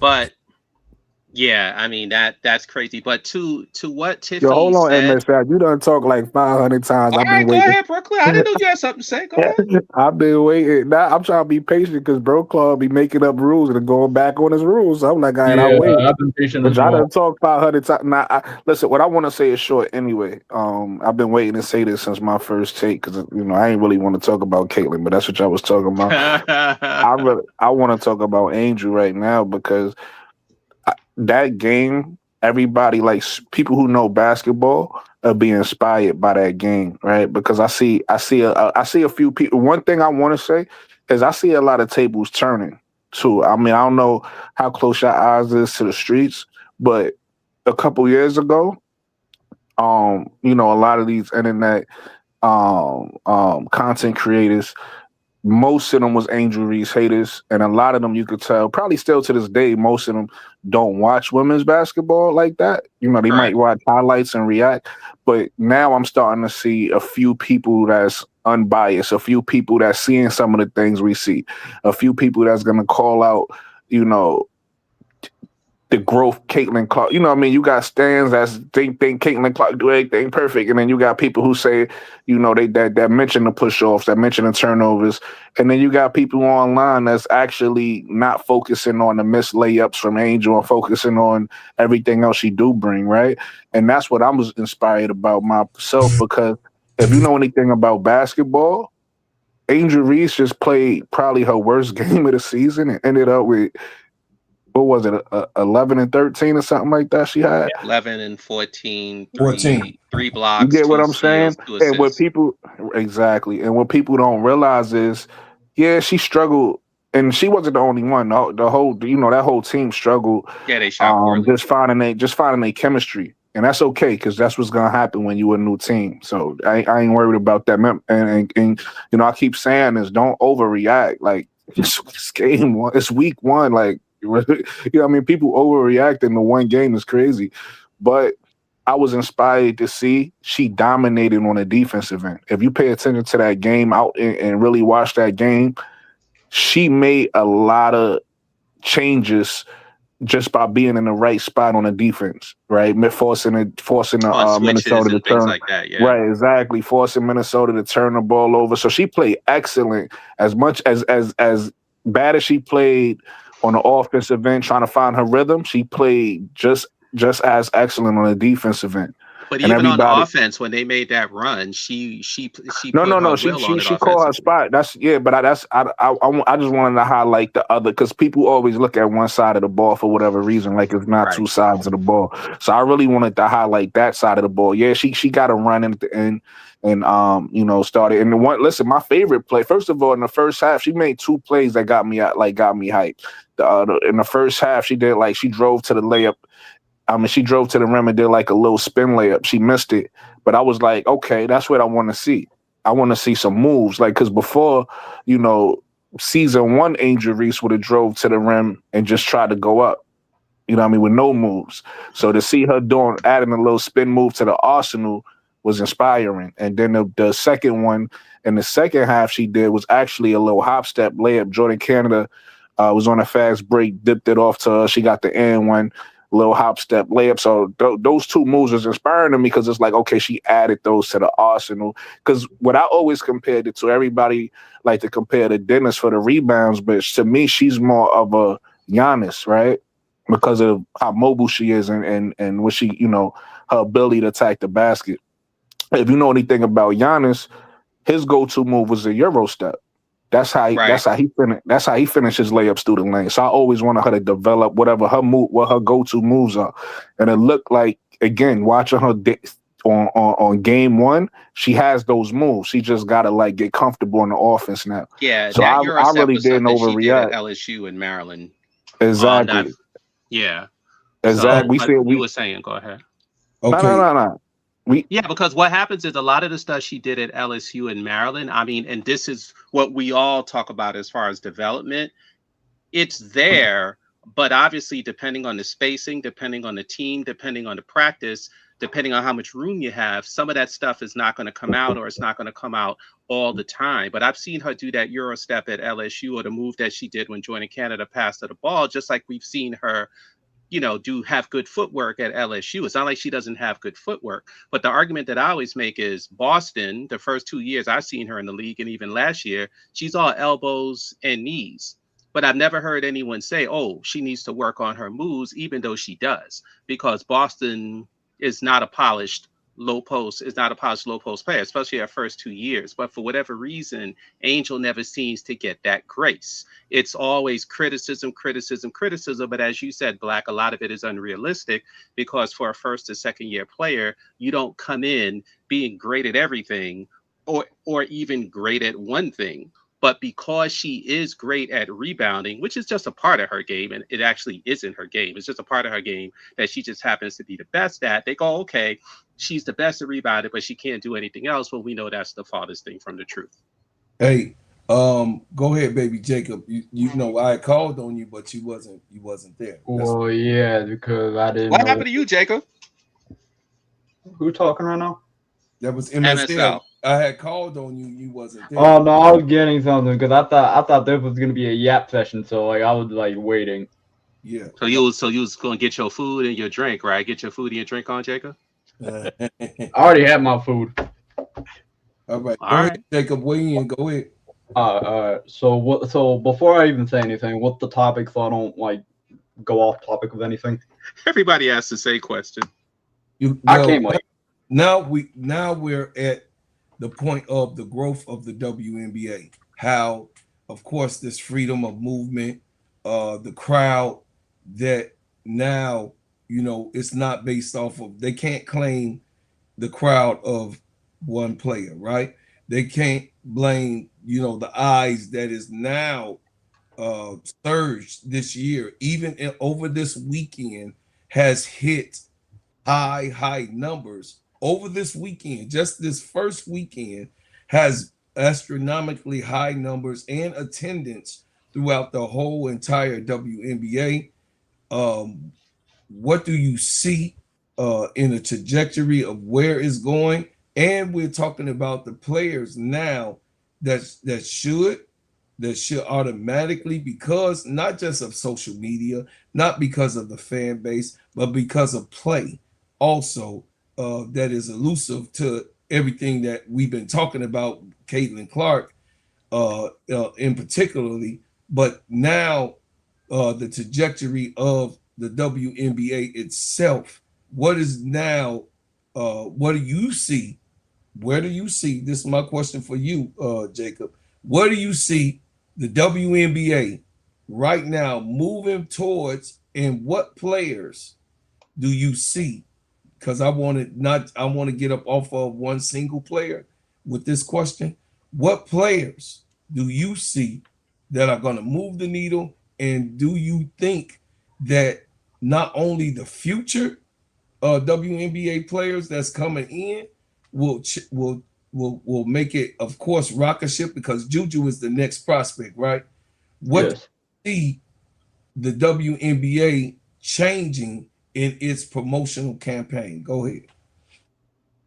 Oh, shoot, that was a lot. Shit, I'm trying to process that whole thing. My apologies. Well, if we're talking about the freedom movement, I'm seeing the comments, and I thought I was hearing about what y'all were talking about with the free throws and all that.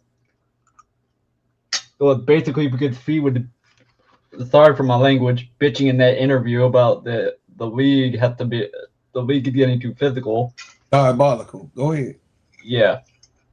And I remember hearing that, I'm like, if we do that, then it's gonna get worse. Then a lot is gonna be like hard. It's not gonna benefit the league as much as people think, because then it's like, oh, what? There's no defense being.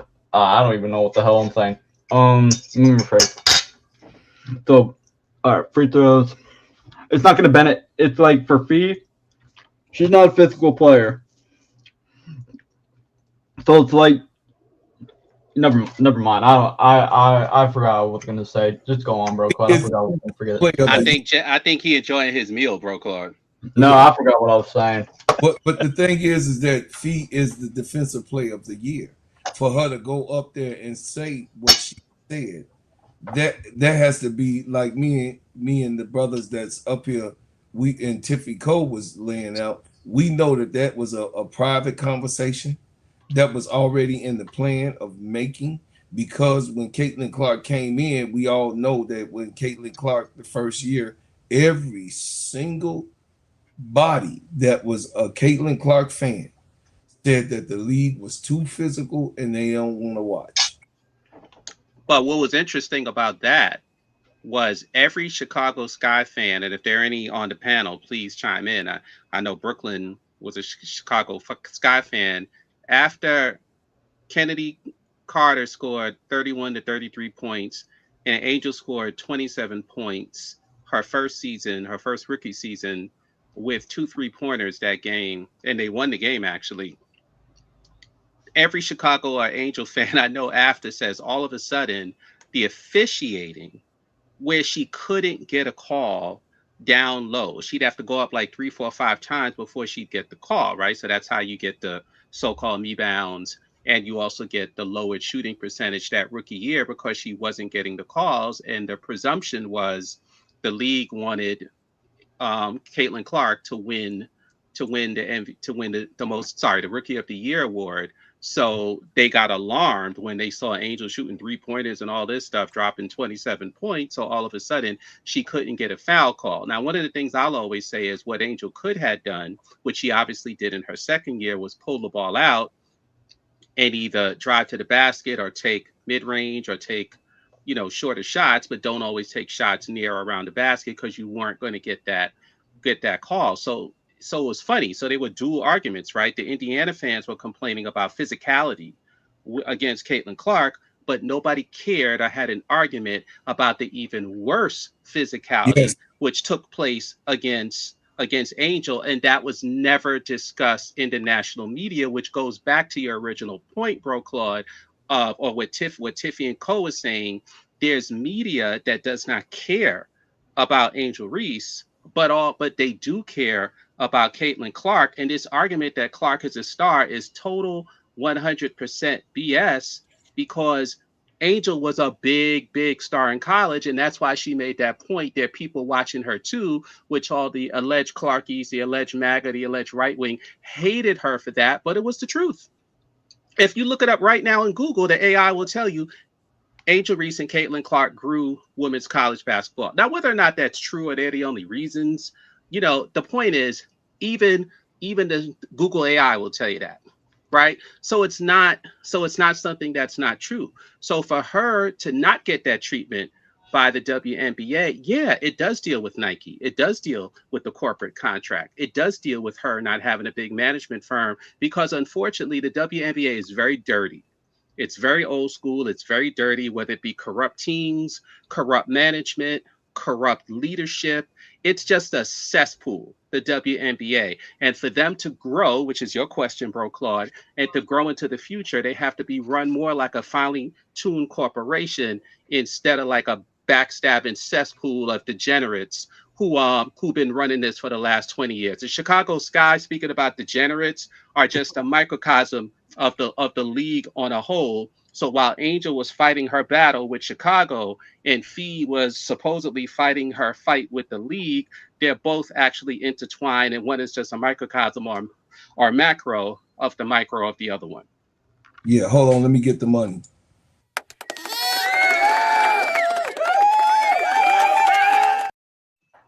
Hey, shout out to my main man Kappa. I appreciate you, 1911, for the $5 super chat. He said, Tiffy, don't talk about the Gateway Arena. This to you, Tiffy, so you could go ahead and shoot. As a season ticket holder, games will be moved. Dream fans have demanded it. This is Atlanta. Go ahead. Yeah, I mean, I'm happy that y'all are getting games moved, but again, I feel like Atlanta, they will get it done. They waste time. They waste time in Atlanta. As soon as that Angel Reese trade went through, they should have booked, and I get it, the Hawks were doing well or whatever in the playoffs, but they should have booked and moved and paid whatever they needed to move to the bigger arena, because you don't bring in a superstar like that and play in front of 4,000 people. And more people, and it's not just like, I'm not hating on Atlanta. I like Atlanta, but it takes time, right? More people, that's the biggest star Atlanta has had in time. More people should be able to, and more people want to see Angel. So again, I just feel like, it's the beginning of the season. Maybe they'll figure things out for the second half of the season. But yeah, if they don't figure it out by the half of the season, I'm gonna be on Atlanta Dream's head, because you don't bring in a superstar and leave money like that on the table. Like, the city wants to come out and see them play. They want to come out and see Angel. So let them. I don't know, Kappa. That sounds like hate to me.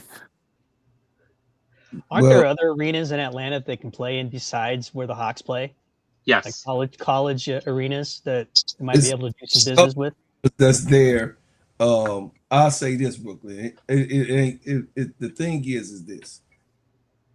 The WNBA was not ready for, and this is the third year for this thing that's happening.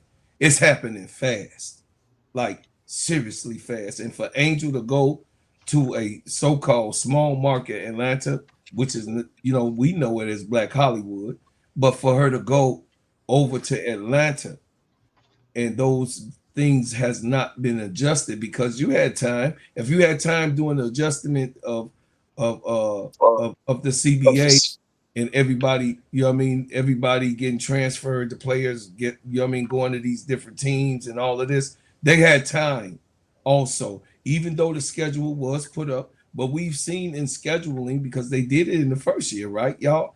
They did it in the first year where arenas, they didn't have the United Center here in the Bulls Stadium in the beginning of the season. They only had 3 games scheduled for the Bulls season. And then if I'm wrong, Tiffy in Brooklyn, you can correct me, but they added 3 more games. That's even when they had the Barbie night, 3 more games to the United Center right away. Do y'all remember that?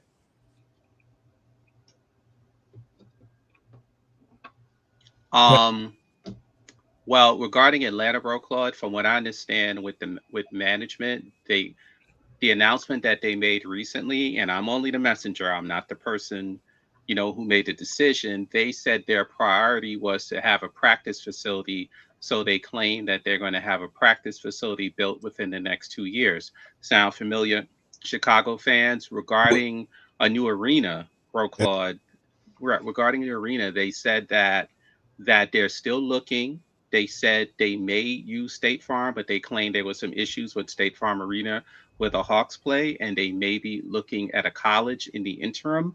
But they intimated that they're also looking to build their own facility. But as we all know, technically, you don't have to build your own facility. You can just use something that's available. And to MTM's question, there are college arenas in the local area that have, for example, 12,000 capacity, 10,000 capacity, etc. So if I were them, I would look for an arena. Georgia Tech.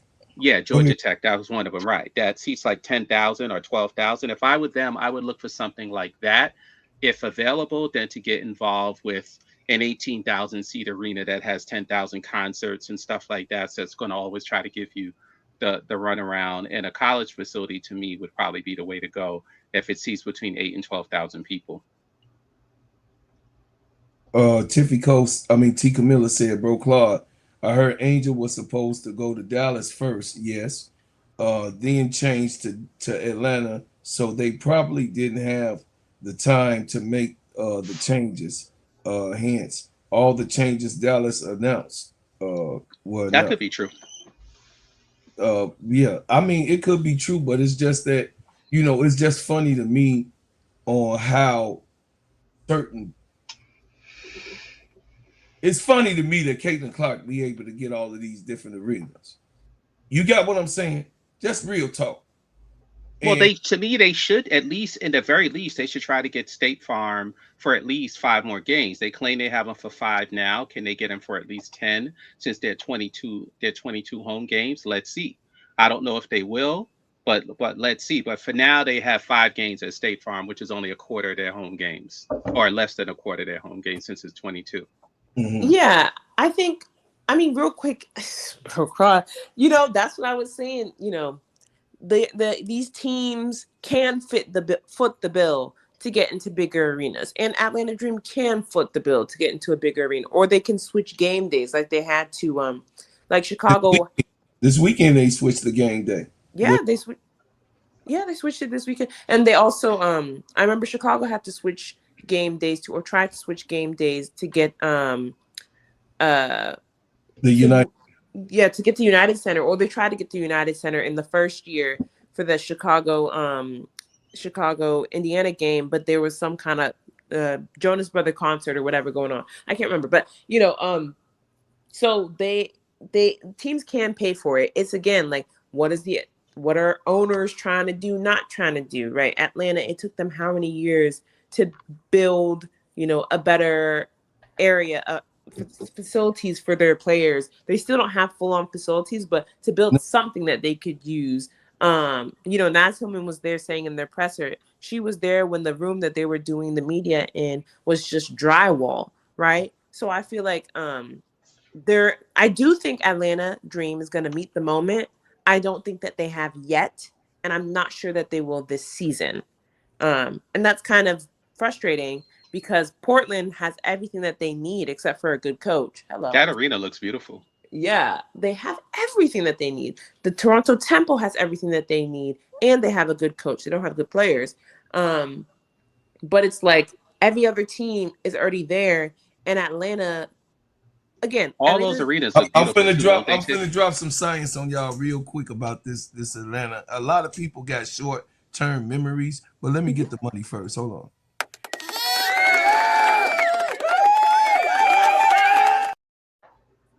Kappa, thank you so much. They do play in a rat trap, though. So all due respect to your Kappa brother.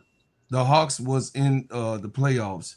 Here we think about the fans. Games will be moved. Okay, Kappa. I mean, you got the inside. I don't live in Atlanta, so we depended on your information. But what I do know is that what Tiffy knows, that Atlanta Dream was horrible MS hell.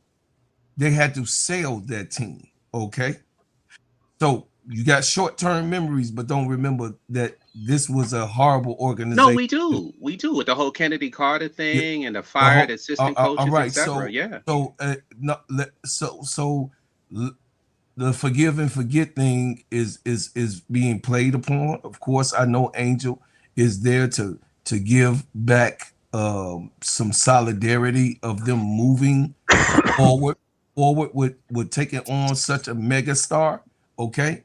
But as I will always say, and everyone on this panel know, there's teams that is being overlooked, and because the spotlight was on Chicago Sky, which is a bum ass organization, also everyone else fell under the scope. It was not a thing with 6 all-stars, top players left Connecticut, they just all stepped, and Connecticut's son is right now on a rebuild because all of their all-stars plus Stephanie White left the daggone city. So, I understand. But at least they played in a 10,000 seat arena. Yeah, they do. But we got to understand, MSL. Atlanta is rebuilding, dog. That I'm not gonna be so tough on. Me personally, I'm not gonna be I so agree. tough. I understand. I agree. Because this is only 3 years in, bro. We only 3 years in, really, in a 30-year program, but we're 3 years in change. Okay, we're only 3 years in total dominance of the airways. We're only 3 years in of extreme notoriety, right? Of this league. And as we move forward, I do see Atlanta, Chicago, Connecticut, which is going to be in Houston, right? So we get to get the old Houston Stadium, right? We get to play in Houston now again, right? Portland, and then of course the Supersonics is coming back, but the Seattle Storm is able to play in that Supersonic Stadium and fill it up. That's an old stadium, MXL. My cousin is the executive of that stadium, that stadium. My cousin Chelsea, yeah, she's in that stadium. Chelsea, go look it up. That's my first cousin. She is the executive of that stadium who brought the Supersonics back. That's going to bring that team back. If they can do it and refurbish that stadium quick like they've done, which we all witnessed that they're doing with just a WNBA team. You understand? We know that Sue Bird was there and they won championships and all that other bullshit. But keep the main thing. These organizations, the WNBA team owners itself, is not so brightly, looked upon, because Las Vegas moved from San Antonio. You got what I'm saying? How trash was that? They was the stars. Is that correct? Tony worked for that organization. You feel what I'm saying? She was part of that organization. You know what I'm saying? And it was horrible. They moved to Las Vegas and got better on their business planning, right? So all I'm saying is this. At the end of the day, we have to understand that the WNBA is only realistically 3 years old. So give it grace, give it opportunity. Well, but what I don't like is that one player gets the notoriety for all of this business that's being handled. So we could go, and then we're gonna come back, and then we're gonna land our planes and get up off of here. Go ahead. Hey everybody, my name is Bro Claude, and I'm here to tell you about the best whipped organic shea butter on planet Earth. It just so happens to be my brand, Bread House Butters. It sheens, shine, heal, treats, moisturize, condition your skin. Not only is this the best shea butter for you, but it heals good, smells good, and feels good. It is the best moisturizer that you can use. It clears up any scars, scrapes, stretch marks, blemishes, rashes, bruises, eczema, psoriasis, and most intensified dryness of skins. You can put this on your face, your hair, and your body. And I'm telling you, this is the best product that you can use in America because, of course, we make ours and crafted handcrafted in our own kitchen. So I'm asking for you guys to support the #1 product that you're gonna ever be able to put on your body, Bread House Butters brand. And guess what? You can go to breadhousebutters.com. I said breadhousebutters.com and put your order in now. Thank you, and I appreciate everyone who supports. Camilla said, I will also add that the reason Kathy did veto the trade because Angel is money and she brings it in. The money can help Atlanta get a new facility and one of the new arenas. And then AC Chi-Town Calvin says Chicago is close. And Caitlin's coat travels. And the UIC is one of the largest, yes it is, basketball arenas in the WNBA. So it was about the Colts' money, not Angel. I hate to say it, but that's a fact. Go ahead, everybody. Read what I said after, bro, Claude. Okay.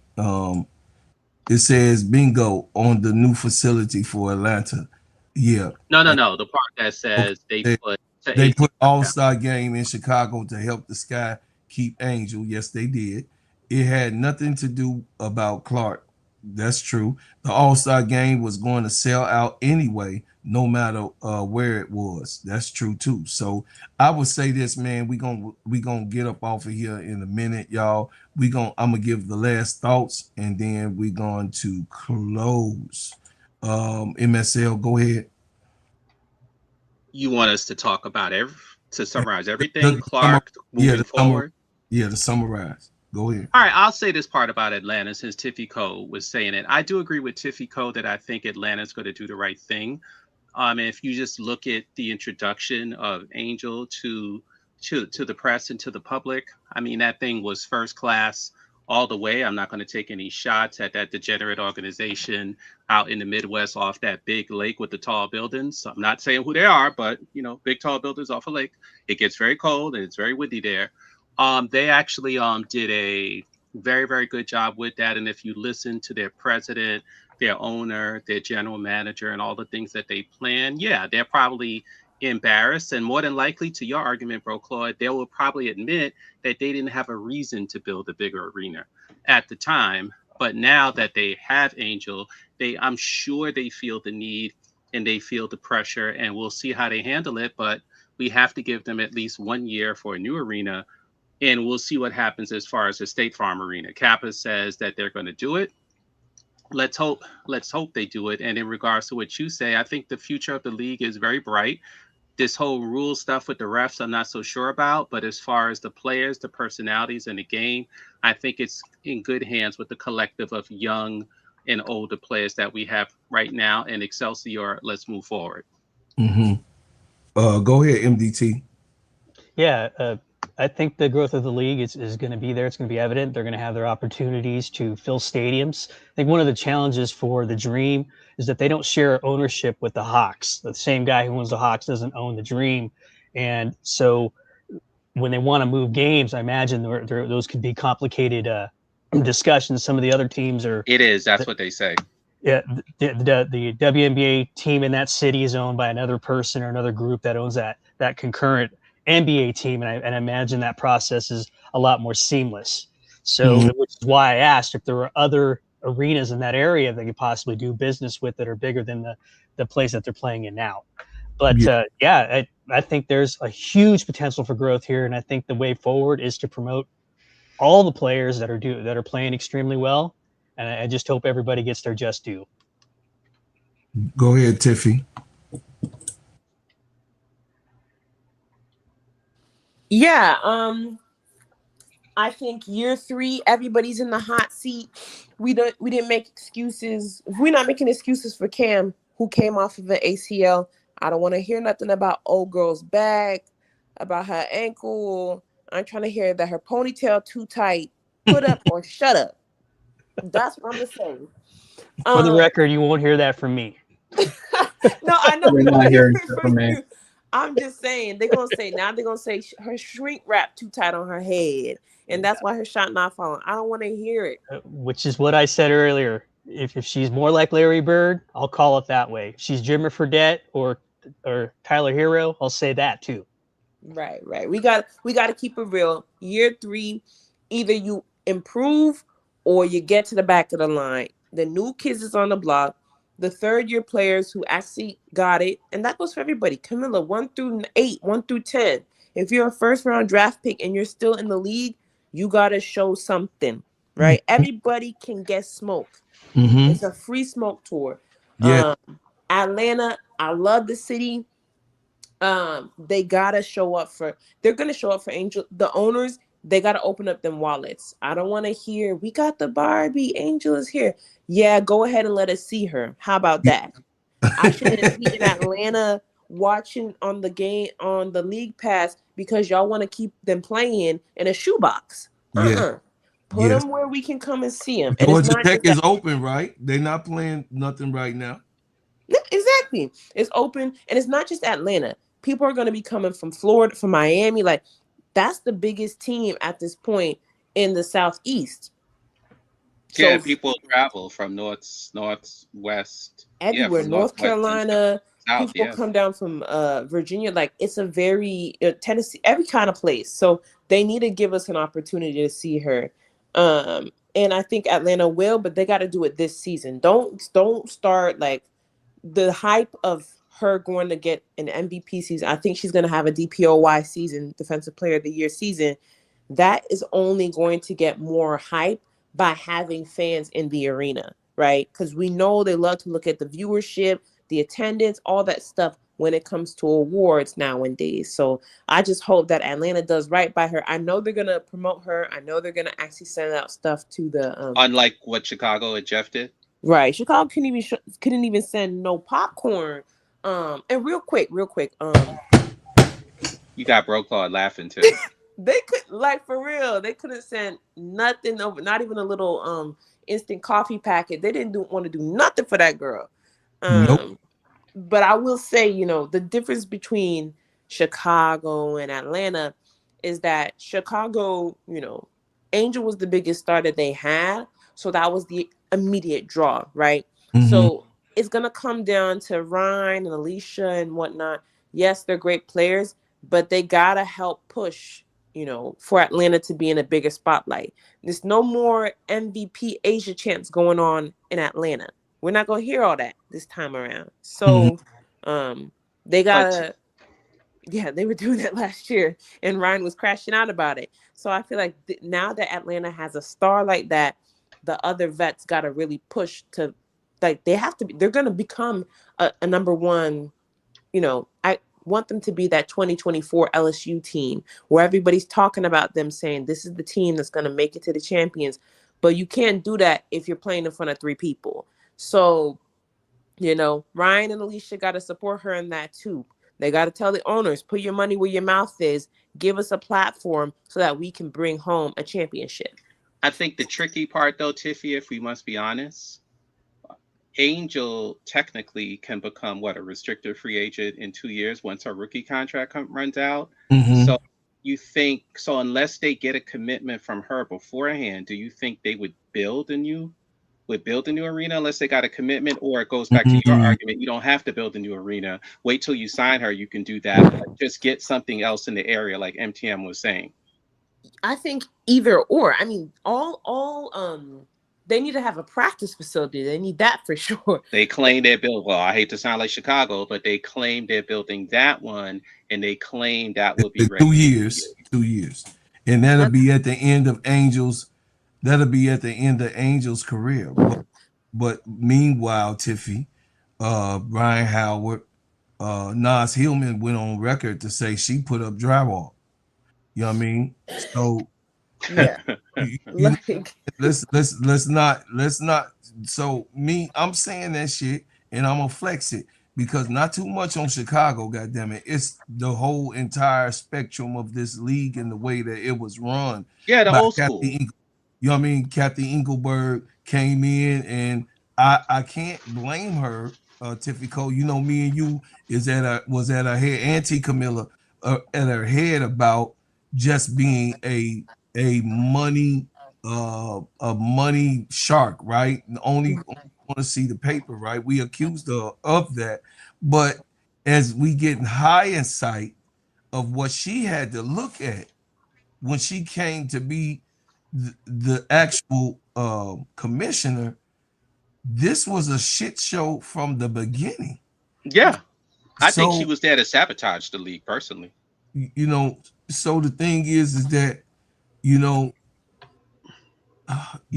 Angel is gonna be okay wherever she goes. Wherever she goes, you know what I mean, goes to play. Maybe she'll be in New York next. You know what I mean? Because she said she wanted to play in that stadium. You know what I mean? Play for New York before. She said that before, you know what I mean, in honor of Teaspoon. So we'll see how it goes, you know, for as you know, this whole thing of the WNBA. And that's why, you know, mainly I made this show up to show the motion that has been drawn the last 3 years has not really been capitalized. If we really look at it and keep it real, like we doing on this show, and all my people that's on this panel, go ahead, baby Jacob. Well, you finished, T. Camilla? Tiffy Cole. Yeah. Tiffy Cole. I'm sorry, Tiffy No, Cole. no, no, no, you're good. You're good. No, I'm gonna land my plane right there. I think I agree with you. Unfortunately, Atlanta is looking a little funny in the light next to Chicago. Both of them a little bit, you know, is giving fool's gold. It's a little fugazi in the light. Because the issue is if real quick, if Atlanta wins a championship without a facility, playing in the shoebox, what's going to stop their owners from being like Michael Alter? Oh, we won a championship this way. Why would I put all that money? Right. So I feel like I'm looking at Atlanta with one eye open because I don't quite trust them, but I don't think Angel's going to leave because she's loyal. And I think Carlson Mesco is going to keep her in Atlanta. Yeah. She's not leaving. Go Well, ahead. in fairness, a bigger arena means you can make more money, and also charge lower prices, because with a 4,000 seat arena, they got to now charge $300 in average price just to make money, and that may price some people out. They'll probably still sell out, but if they had an arena that was 18,000, what's that? 4 times as big, 4.5 times as big. So from that perspective, you can charge, let's say, an average price of $200 and still, or 150, whatever, and still make way more money. Yes, real quick on that. But the issue is, the team first has to pay to rent the space. So if Atlanta doesn't know that they can fill at least 70% capacity of that building, they're not going to put the money down for it. Then put it in a college place. Take a 10,000 seat arena. Or Georgia It's Tech. like the Sky. Look at the Sky. Georgia Tech. You know You don't need, if you're not owned by an NBA team, because all these places that sell out like that, that's owned by an NBA team, okay, fine. Then take a 10 or 12,000 seat arena like Georgia Tech and play there. That's what the Sky does, right? Their arena holds 10,000.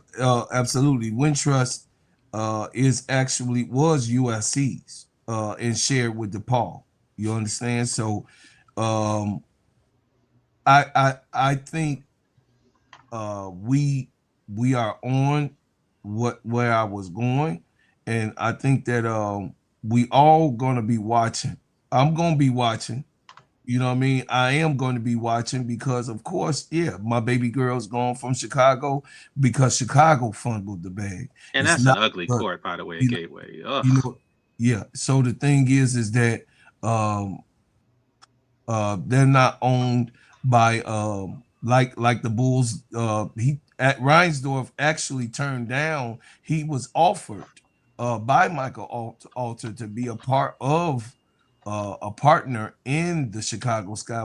It was Jerry Reinsdorf who said that he didn't want no part of a women's basketball team at the time. That was in 2006. They were actually using partnership with what they're doing right now with UIC, which Tiffy know, and MSL. I don't know if you do know. AC Chi-Town know that UIC has the best type of facility in the country right now, because USC at the time that they built their facility, they had won a championship. You know what I mean? In their level of play, and when that facility was built. Go ahead, baby Jacob, and then we're gonna get up out of here. Bro, God, you really brought up Jerry Reinsdorf, the man who ruined the Bulls. Yes. You really want him running the Sky? No, not at all. So it's like it's a lose-lose situation from Michael Alter to Jerry Reinsdorf. That would have been a lose-lose situation. Y'all would have been in hell regardless, whoever ran that organization between the two. You know that. Yes. I do agree, but it would have been ran more in a professional fashion. One thing about Jerry, he put that money out. He tore down. I remember the old Bull Stadium. You wasn't even probably born when they tore it down. But the old Bull Stadium had rats. You know what I mean? Like we used to go there, had literal rats going through the stadium, running through the floor. You got what I'm saying? Those of y'all that remember the old stadium that Michael Jordan kissed the floor before they tore it down. So go, you know what I mean? The Yeah, it was like the old ball where like the Celtics used to play, right? One of them old places. Absolutely, right? Absolutely. So the United Center is probably the biggest gymnasium in the NBA. You know what I mean? But as I will say, at the end of the day, man, we got to make sure that when we come up on these panels and we come up on our show in Simply Ball Dropping, that we gonna keep it fair. We gonna talk about that talk. We gonna actually tell the people exactly what's going on, the pros, the cons, and what it is to actually see the growth of this league. I am in favor of the league's growth, but I'm not in favor with the fool's gold. I'm not. You're not gonna fool me with just because you got this or that player, or Asia Wilson saying, "Hey, I want to stay in Las Vegas as long as Las Vegas can take me." That's easy to say, Asia, when you got a multi-billionaire that's willing to spend money, right? So at the end of the day, we didn't have that with these teams, the ones that's running the small time business show, so I don't know what to tell you guys. I just hope that the WNBA gets better in its entirety. And I know that us as fans, and Angel Reese fans, Caitlin Clark fans, Paige Becker fans, we want better for our players. We want better for the ones that's coming in, for Juju and Sarah Strong and Hannah Hidalgo and all of those ones that are coming. We don't want them to come into the bullshit that we've been looking at, and the mob action that's been going on, allegedly, that's been going on now. So it starts now. It starts with these type of dialogues. It starts with these type of shows. And I'm glad to say that I'm on the right side of history with, me backing Angel, and me actually being a Chicago Sky fan, period. You know what I mean? Hands down on what we want. So you were a Sky fan, bro, Claude, before Angel came? Yes, absolutely, I was. Candace Parker is the most known female in basketball in this city, bro. Yes, sir. Even though she wasn't the one, or it doesn't contributed to the championship, but okay. But she had key points that where she, where she was capitalized and actually made those. I was just needling you. Is MTM still on the panel? I'm here. Yeah, MDT here. So he had MDT. He had asked a question which I never answered. If that's okay with you, bro, Claude. Go ahead.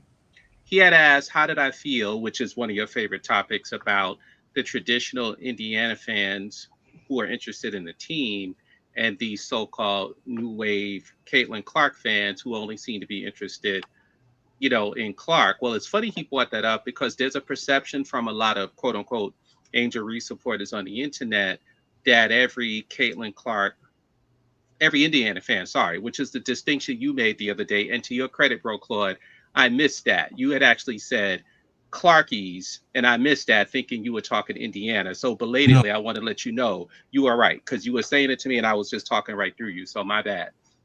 Yeah, so you have I think the Indiana fans, they want to see the team do well. Mm-hmm. They don't care who does well because they were there back in the day for the players that they saw back in the day. I think Tamicha Catchings used to play on them, if I'm wrong. Yes. Et cetera. And all the people that used to play for the team. So they're cool with that.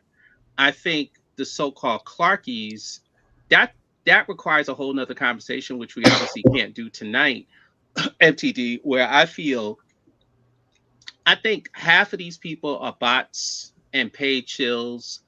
And I think the ones who are real, they're listening to the paid presenters. And I think what happens a lot, and you said this, a lot of these people don't actually watch the WNBA, but they'll see a clip on a right-wing website, on Outkick or Barstool or something like that, or they'll follow someone like Marcus Wiley or Whitlock, and they'll see it, and they'll comment on it, and then they'll pump up Caitlin Clark. So they'll have this thing where they're just into Clark, but they really don't follow the sport. So to your question, I don't care about people who root for a player, but who don't follow the sport. Because as I said to Bro Claude last time we spoke, I said, did you ever hear a Bull or a Jordan fan in the 90s say, I'm going to stop watching the sport if the Bulls don't win or if Jordan doesn't win an award? No. Of course not. No. Never. Because these are fans. That was never at question. So when these people say, I don't watch the sport, I don't care, then unfortunately, MTT, the rap they get is true. You are a chauvinist. You are a misogynist. You are sexist. You are a racist, because how do you not follow the sport or like the sport, but you claim to like one player? Well, in reality, they don't really like that one player, because if you did, you would actually be interested in the sport itself, to get to learn the players, to get to learn the different teams, etc. That would just be the natural flow. But if all you're doing is interested in one player, then you're obviously not a fan of the sport. And yeah, that's a problem, but I don't think the real Indiana fans, such as yourself, should get a bad rap for those people who all they want to do is do the gotcha, stir up hate, criticize other players, cause controversy, or even if you take out the negativity, just have an infatuation about one player. And the only time you care about the other players is if they're servile to that one player that you worship, because you're not going to win if Clark is playing, quote unquote, her kind of ball, as they always say, her kind of ball, the way she wants to play, when obviously in order to win, to move forward and win the playoffs, you need everybody to be playing in a cohesive unit.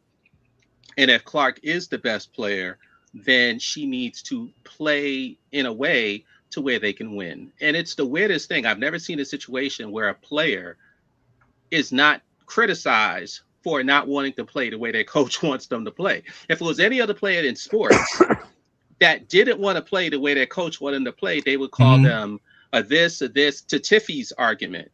They would call them all sorts of nasty things. They would be ravaged. Michael Jordan had to defer. Right, in the press. They would be ravaged in the press. But for whatever reason, we've been dealing with this for 2 years, MTD, and we've yet to get a clear sight, because Christy Sides wanted her to play off the ball. Stephanie White wants her to play off the ball. But the media, when you watch an ESPN broadcast, won't even tell you this. Like, we're not supposed to know. We know because we follow the sport. But they don't tell us this. So then they say, oh, she's the best point guard. But how are you the best point guard when both of your coaches don't want you to play the position? Or they want to reduce your responsibility? It's just a mess. But it goes back to all the nonsense that we spoke about earlier, that Tiffany Cole mentioned, etc. And yeah, we got to get past it. But I don't pay those people no mind, MTG. And I like to say that you seem very knowledgeable, very smart, very calm, and we would love to have discussions with people like you any day. Yeah, I'm hoping to come back if Bro Claude will have me back and open up the lines when I show up. But that would be fantastic. Yeah, you don't have to kiss our ass. You can push back and and say, no, I just the hell with y'all. I don't agree with you. Screw y'all. Hell with y'all. There are plenty of things cool that too. I'm sure that if you guys we're talking in objective terms about Reese and her games and things that she needs to improve upon and things that she said and did. Everybody has regrets. We're all young people. I think Bro Claude said, hey, we're all young people once. We screw up. We make mistakes. We do dumb things and we try to grow from that. That's a normal thing. There's nothing wrong with that at all. And when I asked you that question, because I find it kind of ironic how that works in that space, and I didn't know if you were paying attention to it or not. Did I answer it the way you were looking for? Because I'm not sure. Oh yeah. That's exactly what I expected it to be. That it's agenda driven, and the networks are about pushing narratives. I believe that the next what they would consider their person to push, if you will, is Paige. That's going to be the next person if they're not doing it already. As evidence that Dallas has 36 nationally televised games compared to Atlanta's 28. That's kind of telling you something. We're going to push this person if this other thing doesn't work out. So, yeah, it's all good, though. It's all good. Okay, family, I'll say this, y'all. I thank y'all for coming up on this panel. Y'all that's in the chat, join the channel. If you haven't joined the channel, join the channel. The channel, like Madea would say, is join the channel. You will have the best panel, especially during the Crash Out Room era. And also, y'all see me at 10 o'clock every single day, 10 p.m. I also come on in the mornings at 10 o'clock a.m. Go and see my shows that I open up on and give a fair analogy of what's going on in the league and the WNBA, and watch my professionalism grow on this channel. Y'all, I say this. I thank you for what you do. I thank you for what you have done, and I thank you for what you will do. This is a place for you. Hey, shout out to all of my panel members, and shout out to my chat. I love y'all. Thank y'all for staying with me. It's 1 o'clock in the morning and y'all are here. Good show, y'all, guys. I'll see y'all on the back end or the front end, either one you want to choose, the side by side. And we gonna always remember, I leave as I came with another banger.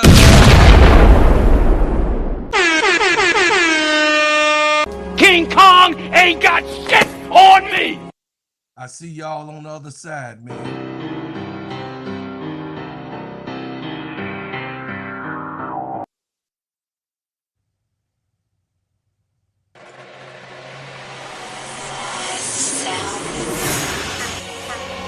Brought me here against my will. Never ask questions, shoot to kill. Built this country with our hands. Label me 3/5 of a man. All we've ever known was pain. Mixed with thunder, mixed with rain. Our strength in God's love. New day, a time. We will never be slaves again. I was born to be free, so take them cuffs off me. I mean mentally and physically. And don't be trying to taser me. My neck don't need your knee. And don't be pulling your gun on me. I don't need your punk degree. I know I'm supposed to be. See, I roll with 10,000 fearless, and we be all believers. We only roll off instructions given by a fearless leader.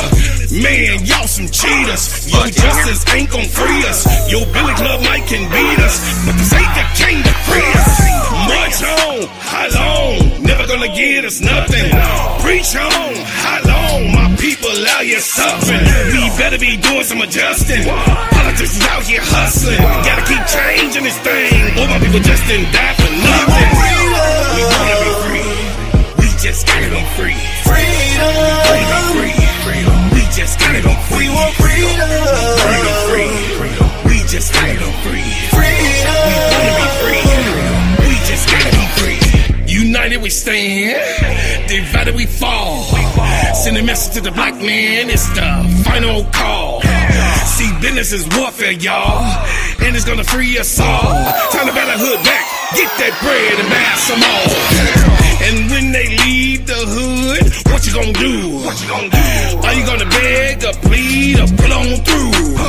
Gotta spread that money with your crew. I'm spitting true game to you. Gotta get that sack, never look back, cause where I came for you. We wanna be free. We just gotta be free. Freedom. We wanna be free. We just gotta be free. We want freedom. We wanna be free. We just gotta be free. Freedom. We wanna be free. We just gotta be free. We want freedom. Brought me here against my will. Freedom. Never ask questions, shoot to kill. Freedom. Built this country with a hand.